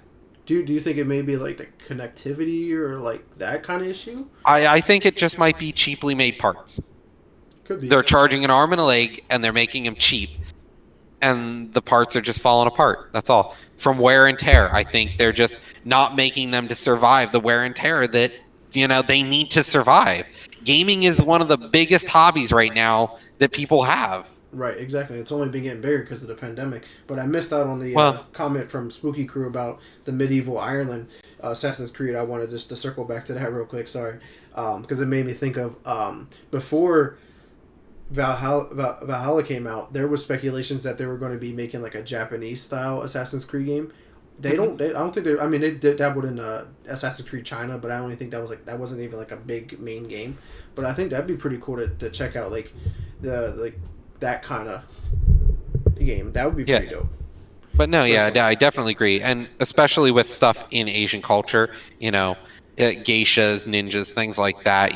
Always the subterfuge and assassination is a very real threat. I think it's a cool place, but that would be. All right, don't even get me started about Three Kingdoms. That's one of my favorite periods in history. So I'm not even going to. You can go through so many time periods in the. And I have more I want to talk about Three Kingdoms and like Samurai Warriors stuff. Like we'll talk about that in a little bit, but like going back here so that we can get through our first topic this week is all this gaming news that's coming out. Like. I definitely have to agree with Soterin here. It gives us something to talk about, man. And hopefully, it looks like we're engaging the chat really well too. So yeah, it's definitely.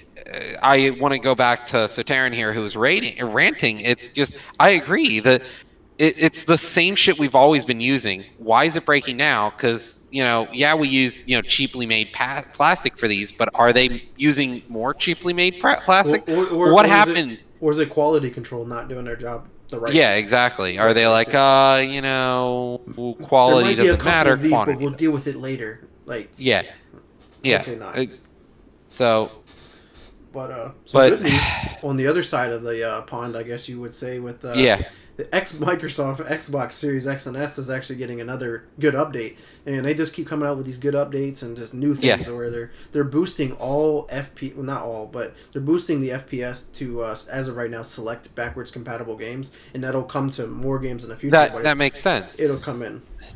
So now they're unlocking the FPS that this console can handle, because if you own a computer, you can already do this. Like all these games, not all games are frame locked. When you're on a computer, the frames for most of these games are. I don't think there are very many games where I've had a frame locked game on PC. The game comes, and if it's not frame locked, it just as fast as your computer can render what's on the screen, it will. And I think that's really awesome to see that Xbox is like, let's get some of our old games that PC has always been able to play if they were, if they had a copy of it. They've always been able to play with the more frames. Right. And it makes these games look better. Because that's the thing. Frames, you can get all the resolution in the world, but if the frames aren't there, it's never going to look realistic. Right, You especially have those to get games those who are frames. like more fast paced too. Like you'll start to see them skipping like frames and stuff like that, and it would look way smoother. Like even games down and to even racing. 60 frames, exactly what Sataran's saying here. 60 frames is like the bare minimum I would expect something to make, but consoles didn't even do talk in that. the market from listening. Like I said, I listen to all kind of other gaming podcasts and people in the gaming industry. They have. I never realized it either, but going from 30 frames to 60 frames is more noticeable than going from 60 to 120. That's correct. The only crazy. time you really notice 60 to 120 is if you're really paying attention to the clickiness of things. Like if you watch somebody's mouse go across the screen on 60 versus 144, you can clearly tell in 144 because you've got almost triple the mouse refreshes, so your mouse doesn't look like it's going click click click click click. It right.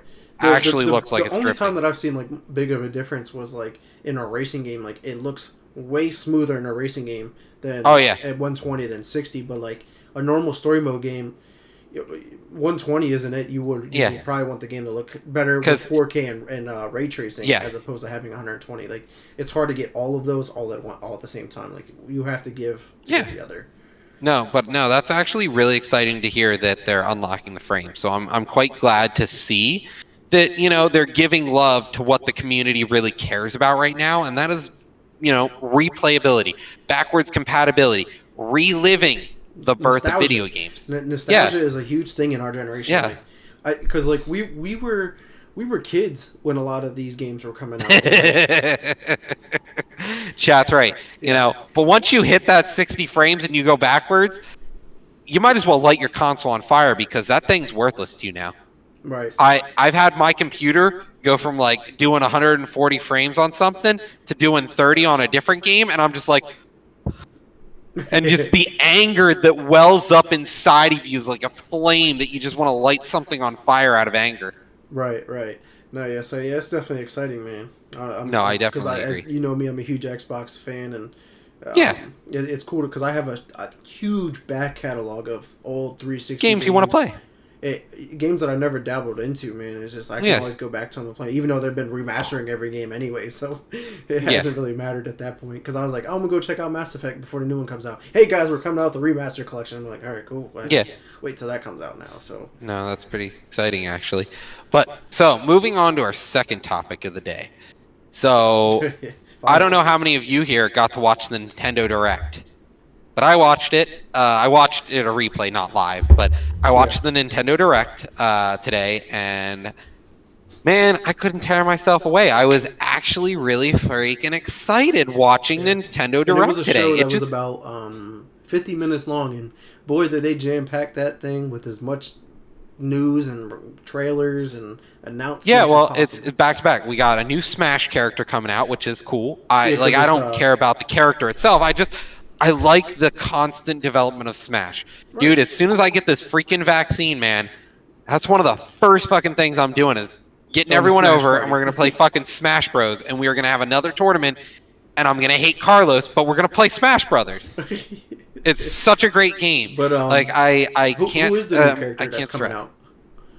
So it is the female lead to Xenoblade Chronicles for the Switch. The I can't. It's two. Her name's Pyra. Pyra, thank you. So it's Pyra, and she transforms as well into.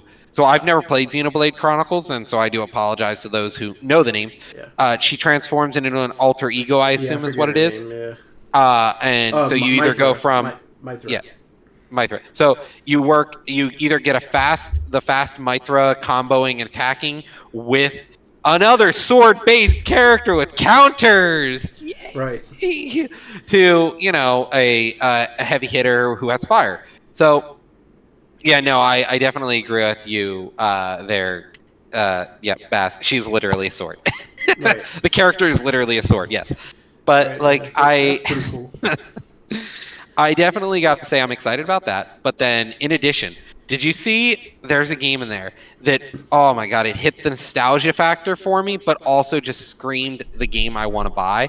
And it's the name of it, I can't remember exactly what it is because it's only the studio's name right now. I don't think they actually have a real name for the game, and it's like Triscale Studios or something.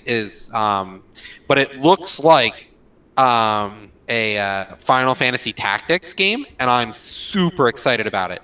Like the fact that we're gonna get the backgrounds and the map itself looks really crisp, really realistic, and then all the characters look. Is it Project Triangle Strategy? Yeah, that's exactly what it is. So it's a working dev name, I'm pretty sure right now, and we're not gonna see it till next year. I'm so angry, but like, I mean, it looks so crisp, so clean. Yeah. And the beta is already out. If you want to play the live beta, the beta right now, you can actually just download it on the Nintendo Store, and I don't believe there's an NDA, and you can just play the beta. It looks really cool. Right. Another game that was revealed was I think this is a series that you used to play. Was Samurai Warriors. The fifth game is coming. Yes, dude, they're releasing Samurai Warriors 6. I'm so excited. I love it. It was number 5. 5. They're releasing the next one, and I'm so excited to play a new Samurai Warriors game. I hate how repetitive they are, but I can't stop playing them. They're so good. Love destroying like 1,000 enemies at one time. Like, who doesn't? It's yeah, like dude. Well, I play Hyrule Warriors, and I'm like, I love this game so much. I can't wait for, and like they release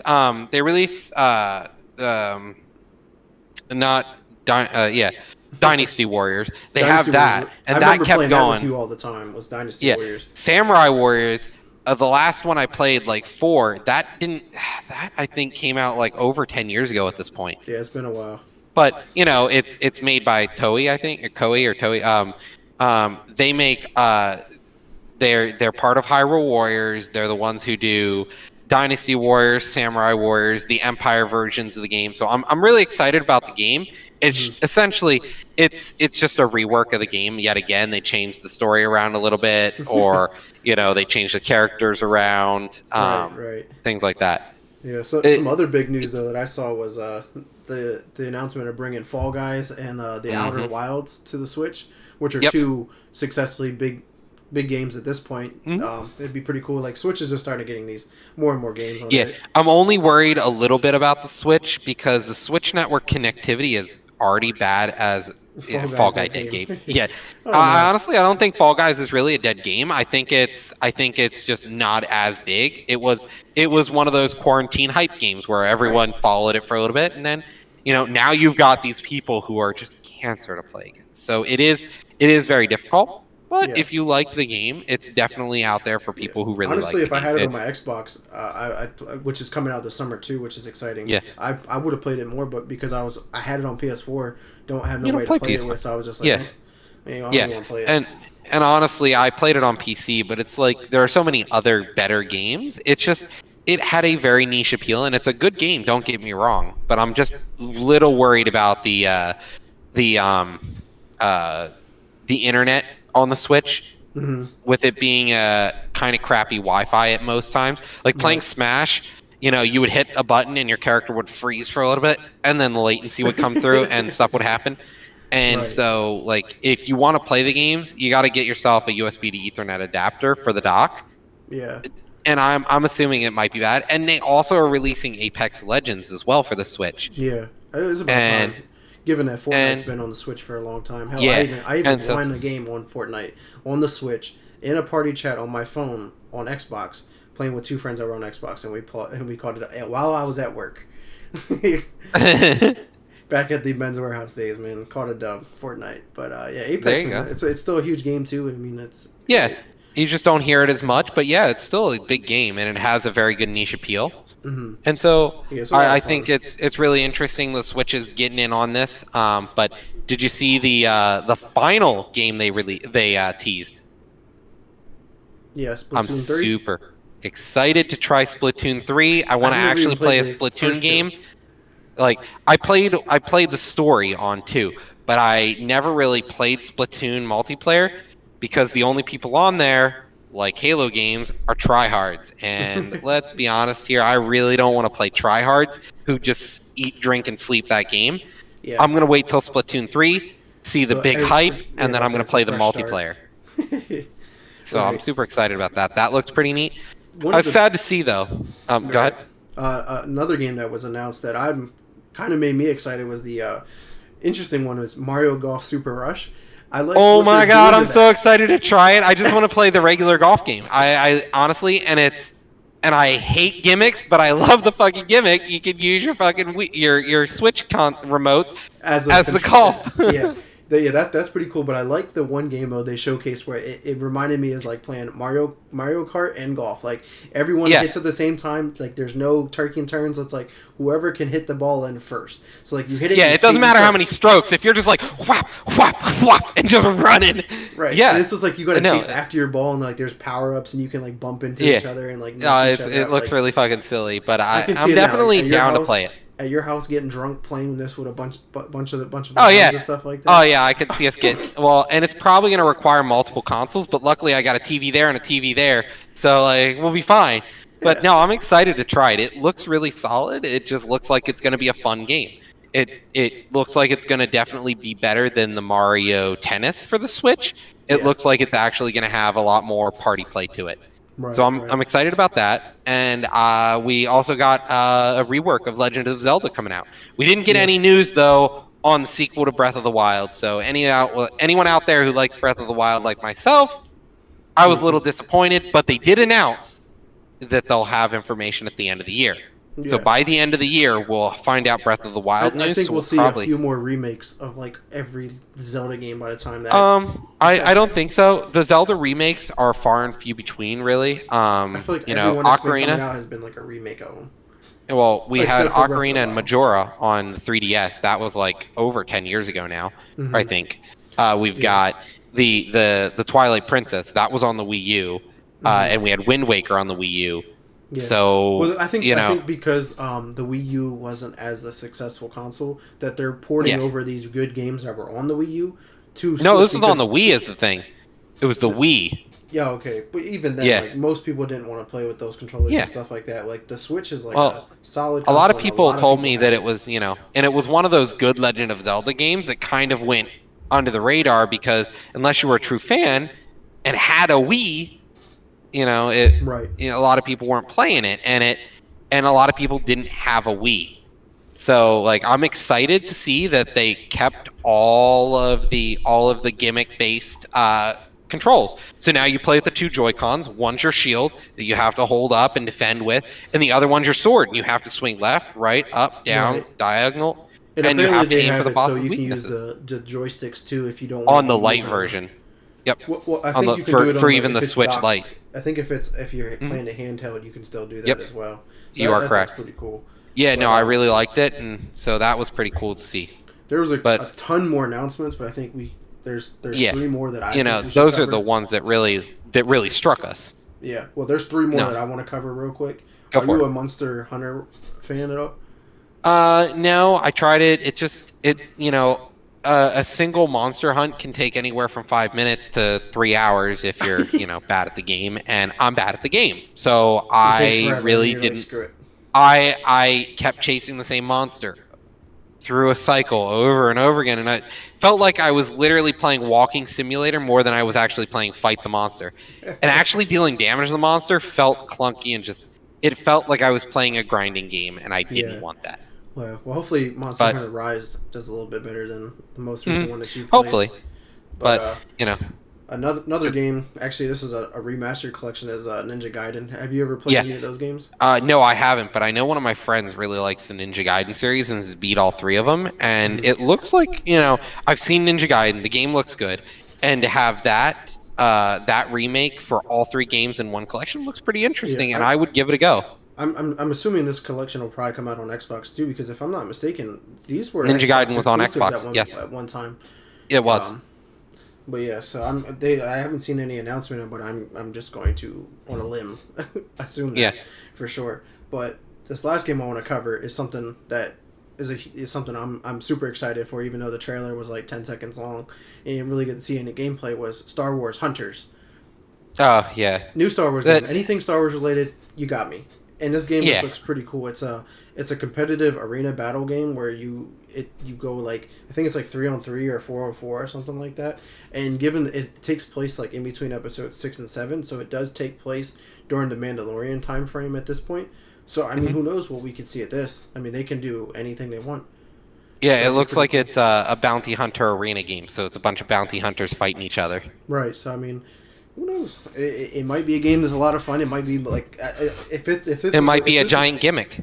Right. It could be a gimmick, but I think I believe it's a Switch exclusive. I didn't see anything for anyone else. I just saw it on the Switch. If it is, it might be a great party game. Honestly, maybe it might be like a new Smash game, I guess, like where you're fighting each other and stuff like that. So who knows? Maybe it definitely. Yeah, and I don't think it'll come out until next year. I think they said. It says arriving for the Switch sometime in 2021. So okay. Sometime this year. So, cool. So that's awesome. But what is our next topic here? Next is Blizzcon. Tomorrow. Tomorrow is BlizzCon. So BlizzCon is all online this year, and it's still going to have a lot of the same events. I personally am super excited because I haven't quit playing WoW. I play once a week still, like twice a week at minimum. Right. And I'm super excited to know what happens. We've done the Castle Nathria story. We've done the campaign. There is no more story except for Torghast, and everyone's done that. So like, we've got this full picture, and they retconned a bunch of details. Not really retcon, but sort of filled in a bunch of details we're missing about WoW lore. So this is shaping up to be an amazing expansion. Right. Where are we going? We saw the creation of a new Morn weapon, which is Shadow Morn, Frost Morn. These weapons that are made out of crystals to resurrect dead people. Oh, I didn't even know. 9.1 stuff is being leaked today. So, we're already getting to see new content that's coming out. We know some of the updates that's coming out in 9.0.5 already, but, tomorrow we're going to see, what the next part of the expansion, because we usually get about 4 parts of the expansion, release 1, 2, and 3. So we're entering about halfway between, 0 and 1. And as Spooky Crew says, there's more campaign quests coming, it says, and mega dungeons and a raid. So I'm ready to actually see this live. I don't know if I'm going to watch it live. I might watch the post cap of it. BlizzCon, that's Blizzard and then Activision, of course. So you think we'll see? Well, no, it's just Blizzard's game. It's just Blizzard. So they're going to be talking about StarCraft stuff, if there's anything to launch. Maybe Diablo 4, we're assuming we're going to see Diablo 4 get announced and talked about more. Like, we know it's already coming and what it's supposed to be, which is instead of your, base Diablo game, it's supposed to be an MMO Diablo. When was the last Warcraft game? What's up? When was the last Warcraft game? Not World of Warcraft, but straight up Warcraft. Isn't there a game? Warcraft 3 Reforged, which was a flop. Oh, okay. You think they'll go back to that at all? I don't see them doing anything about that yet. I agree with Spooky Crew. If the new announced dungeon that they're talking about is half as good as the Mechagon dungeon that they released in BFA, I'm super excited. Yeah. I'm super excited about it, and so we're gonna get to see a lot of cool stuff that Blizzard's gonna be pushing out. But the main thing for me is tomorrow we're gonna get new information about WoW. That's the first and foremost thing. I'm excited to see what the next half expansion has to hold. No, yeah, the half patch. Because that conference takes place tomorrow and Saturday. Correct. Their event, not conference, because everything's all digital right now. But I guess they have a 2-day event. It's an online conference, you can call it. Pandemic, boy, I tell you. Which leads us to I think, if you don't have any other last thoughts on BlizzCon, I think this is a good segue into the next gaming event topic here is E3 of 2021. It is said to be apparently going to be all digital. E3 has been unfortunately been a conference that's been like almost slowly fading away, and it's crazy to think because like this is the conference who brings like the actual consumer together. This is where everything was announced. This was the gaming industry's biggest thing for the longest time, And I don't even remember last year's E3. Last year's E3, It I didn't felt have it like, last year. It didn't have it yeah, last that's year. right. There you go. It got canceled So, because it and was then, like sorry, right the when year before it everything then. shut down. Yeah, the last Yeah, E3 was 2019. yeah. And I don't even remember 2019's E3. Like, there are E3s I do out there that because I remember stuff being launched. Like, when they teased consoles, things like that. We're not going to see E3 probably here soon. Like, even some of my favorite conferences are struggling. Like, I go to anime conventions, and they were about to shut down the world. I mean, Oh, a I lot of think people care America's about one of E3, America's honestly. oldest and biggest Right. anime conferences because of the pandemic. Right, yeah. It's So, unfortunate that we live in this pandemic and we won't see the normal conferences at least probably until next year, honestly. yeah, Like, and I always enjoyed these conferences because it always gave me something to look forward to during the year. It always gave me something. right. I didn't always buy pre-orders and stuff, Mm-hmm. but every so often I'd get one or two pre-orders based on E3. I'd be like, wow, it's really cool. And I always liked it, and I always wanted to go to one. Yeah, I But still want to go to one. I hope eventually once we're allowed to go back to those kind of things that yeah, E3 is allowed to is able to host yeah, that physical event. Like I still that's been one of my things on my yeah, bucket list to go to. Honestly, I was hoping to go to 2019, but something came up where I couldn't. But I yeah. really would love to go to it again. But yeah, no, it's just the way the world's working though. With it going digital, a lot of these things are just people don't want to leave their houses half the time, and the other half they're like, I have to get out. I've been too stir crazy. So Right. like, it's definitely it feels like yeah, this is, and it may just stay that way. I bet because it's probably going to be cheaper, and they're going to be like, why do it in person when we can just do it, you know, for half the budget? Right, they're definitely true. Like a lot of them are starting to have their own Yeah, conferences because even yeah, the exactly. last E3 we had in 2019, Sony didn't even come to E3. Yeah, They didn't show. They had their own conference like a week before or whatever it was, or a week after. yep, Like they just did their own thing, and it's just like EA. I think does the same thing. Like they do it. They're like it takes place the same day of E3, but like it's not even connected to E3. yeah. It takes So place in then the you morning. have two different conferences you have to worry about. Yeah, no. Everyone's like, "Well, I can do it better." And it's kind of upsetting to see, it it's kind of upsetting to see these big conferences where you can have all these people of different game Yeah. genres and loves for gaming just I mean, spread out. if I'm Now not you have mistaken, I think E3 2019 was also the same one at the Microsoft show that they brought Keanu Reeves out on stage for Cyberpunk, and that was the whole yeah. like, "You're breathtaking." No, you're breathtaking. Like that's such an Yeah. iconic moment now. Like Yeah. everyone's gonna know that. I that remember was the those beginning of the memes industry. now. Right. No, I definitely remember that meme. Right. It's so great, and apparently Keanu Reeves actually was interviewed by the guy from Gamertag Radio, and Keanu Reeves was talking about. He was like, that was probably like one of my biggest moments in my career, and thinking about all the stuff that he's done Yeah. in his career, and like you're thinking like that was one of your biggest moments in your career, like that has to mean something. Like, Yeah. that's No, incredible. Keanu Reeves is definitely one of those guys who's just such a genuine person, it seems, anytime we see him. Like, I Right. never hear Keanu Reeves freaked out on X, Right. Like, I've seen, like, George Clooney freaks out on X, or, like, Brad Pitt freaks out on Y, and it's like, they're people too, but, like, he just seems like a genuine person. Yeah, he seems I pretty think humble. E3 has always been one of those places where I've good memories come from it. I always loved watching it, live on TV or something whenever they were announcing things. Oh, it Right. was always fun.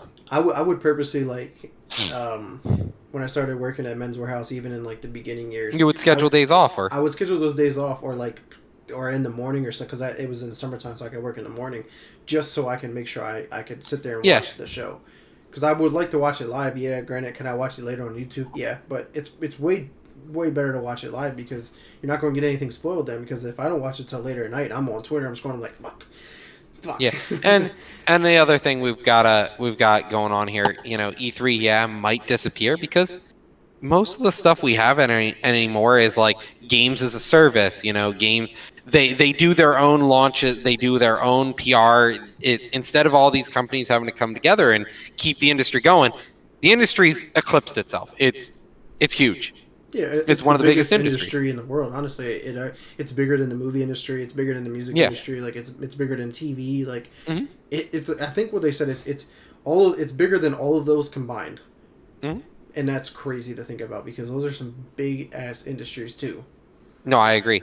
They are. And so, it's definitely it's going to be interesting. I'm probably still going to watch parts of it. Don't get me wrong, I'll definitely check it out.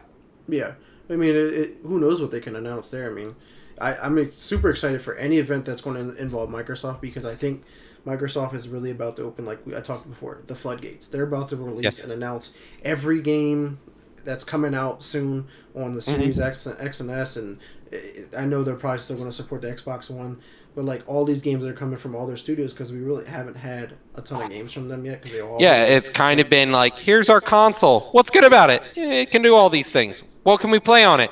I don't know yet. Stuff. We're working things. on it. We'll show you in a couple of years. That's really what it's been down to. But yeah, I think I'm super excited for that. But all right. Yeah. Man. So. You're definitely showcasing indie games. Like I missed that seeing that. Yeah, like a Sundance for video games. That would be cool, but I don't know. I feel like the big sponsors might pull out of something like that.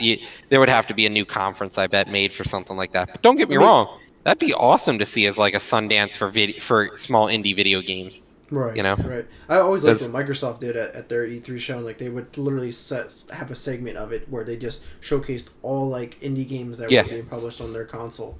And just like they will highlight a couple bigger ones that stood out, and then like have like a trailer showcasing like a ton of them. Like that was always cool to see.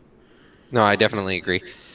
But so moving on to our last topic, the world news. So, we got a few different things. Like I actually just saw this earlier this week. It was kind of like not a big news, but like one of the biggest jazz musicians in the world died this week. Actually, Chick Corea passed away, and like his role on the music industry, if you like jazz, that is, was huge. You know, he played with almost everyone. I actually got to see him live last year before the pandemic. It was the last concert I saw before the pandemic. Okay, that's crazy. I actually when you sent this to me, I was like, I seen it on CNN, so I was like, who's this guy? Because I don't really follow the music industry like that, like, especially like jazz. Whenever you talk about jazz, his name is almost always bound to come up.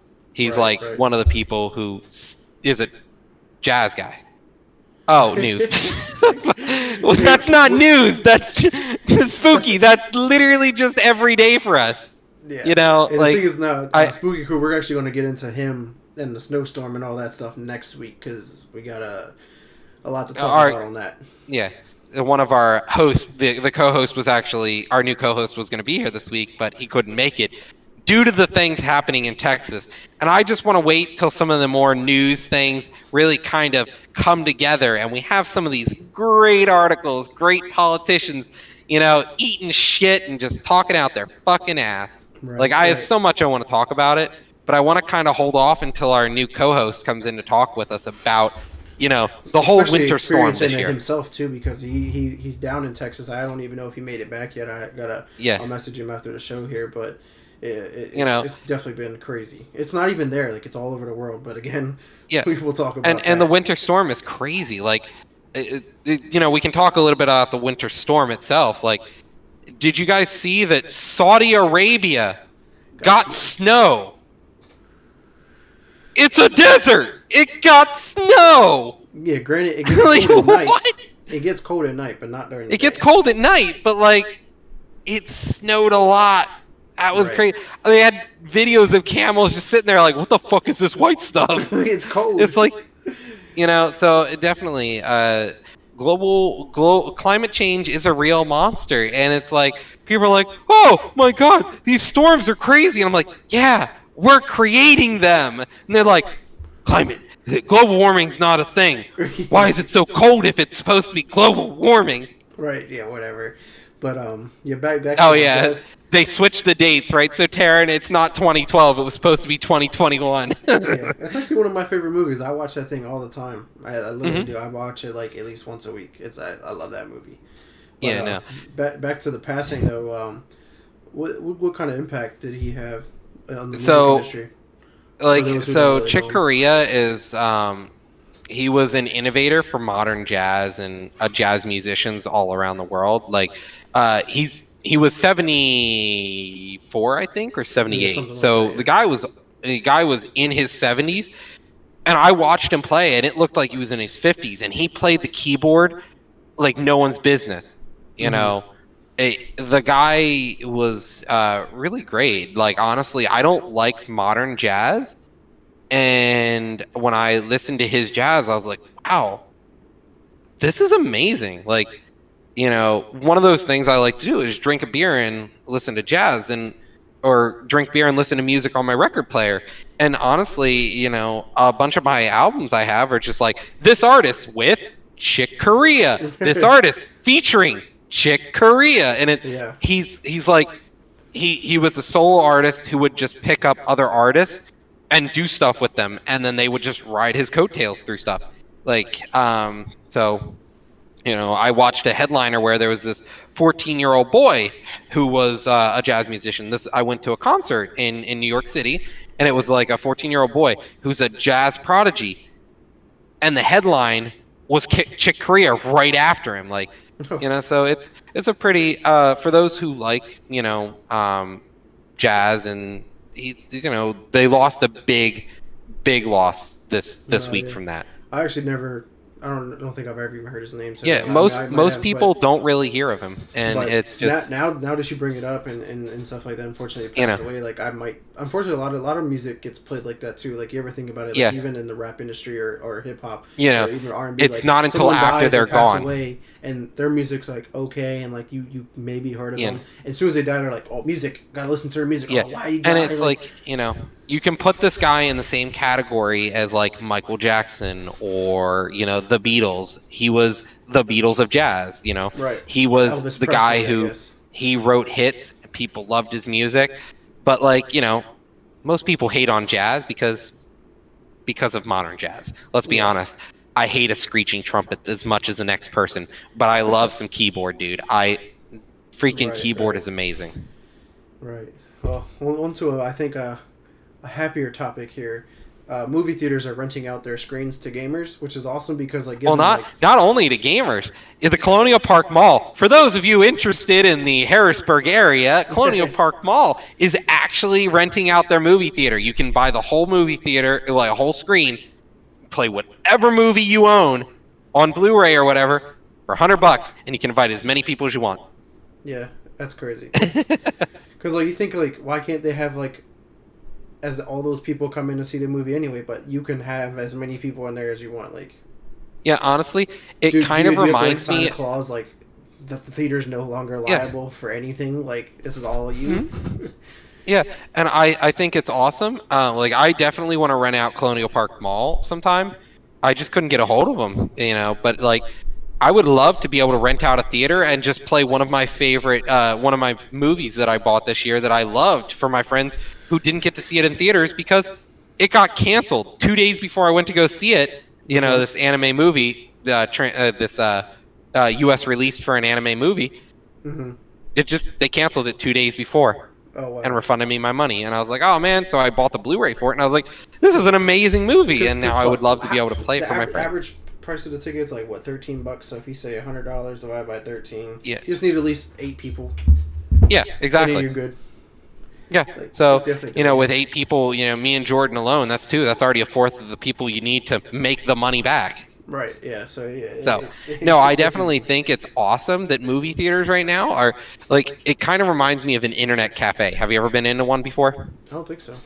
Okay, so when I was in London, they're not really big in the U.S., but they're big in Asia and they're big in the United States, in Europe.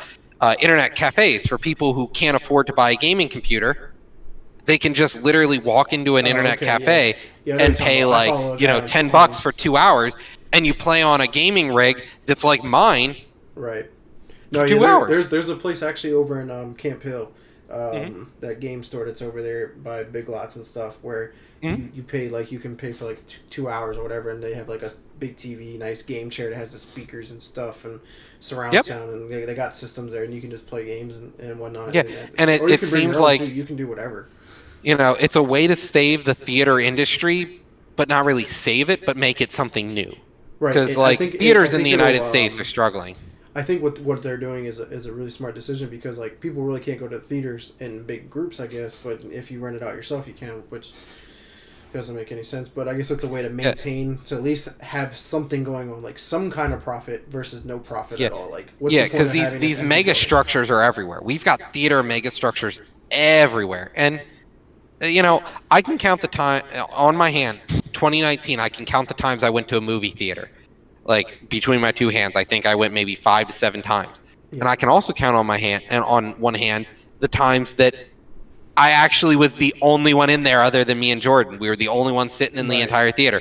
It happened like twice. We were sitting there, we're like, movie theater's ours. Kick back, relax.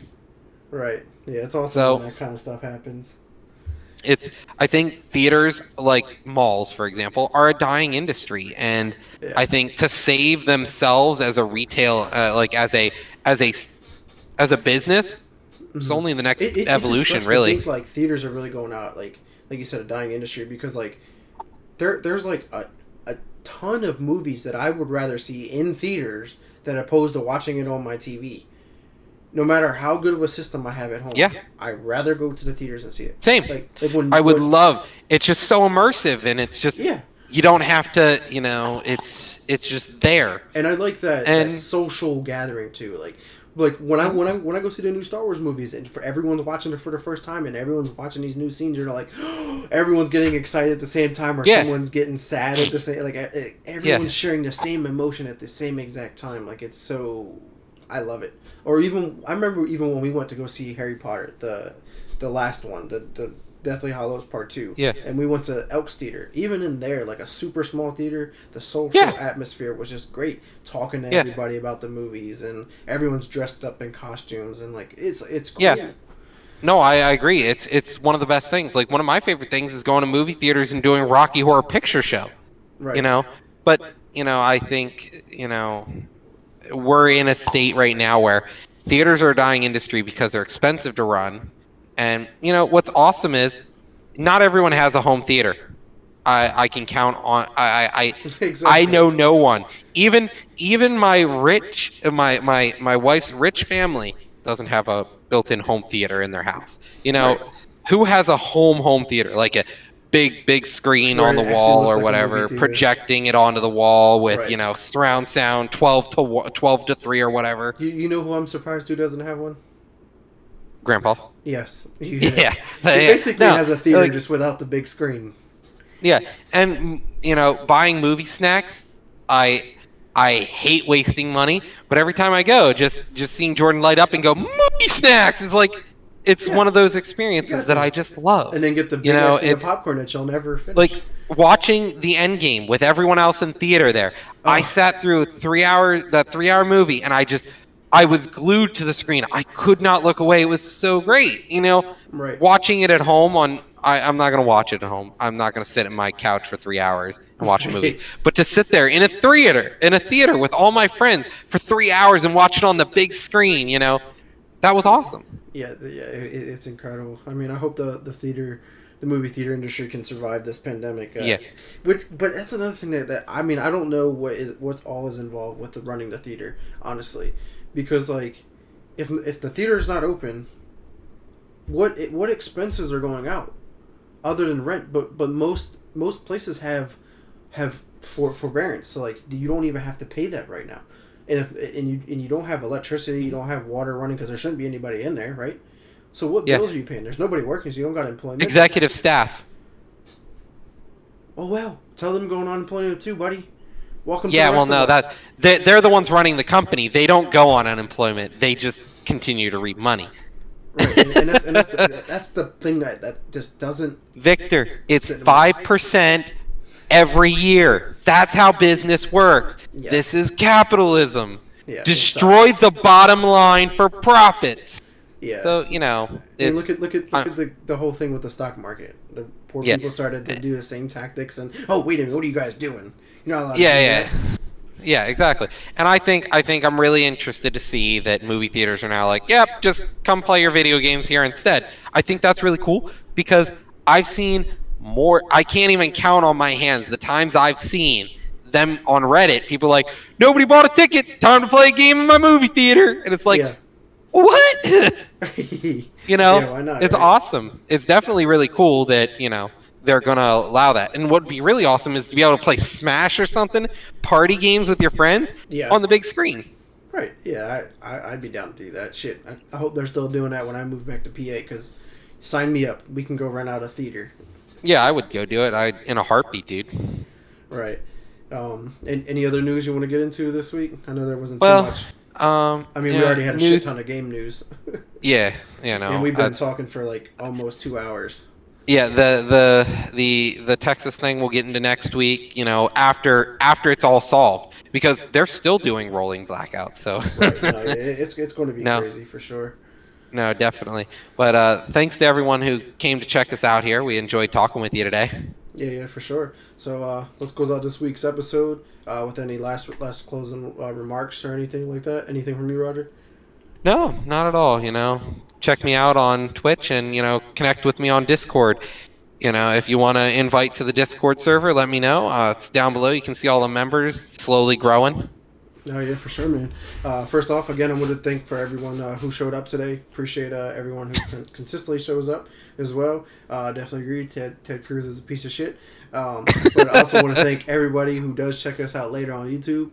It's awesome to see everybody's love and support and everyone that's been reaching out to me personally saying like they're really enjoying the show and the content. Keep it up, like both with this podcast and the talk show that I started up as well. But again, we still do have the in progress review of Cuphead coming up the first Thursday of March.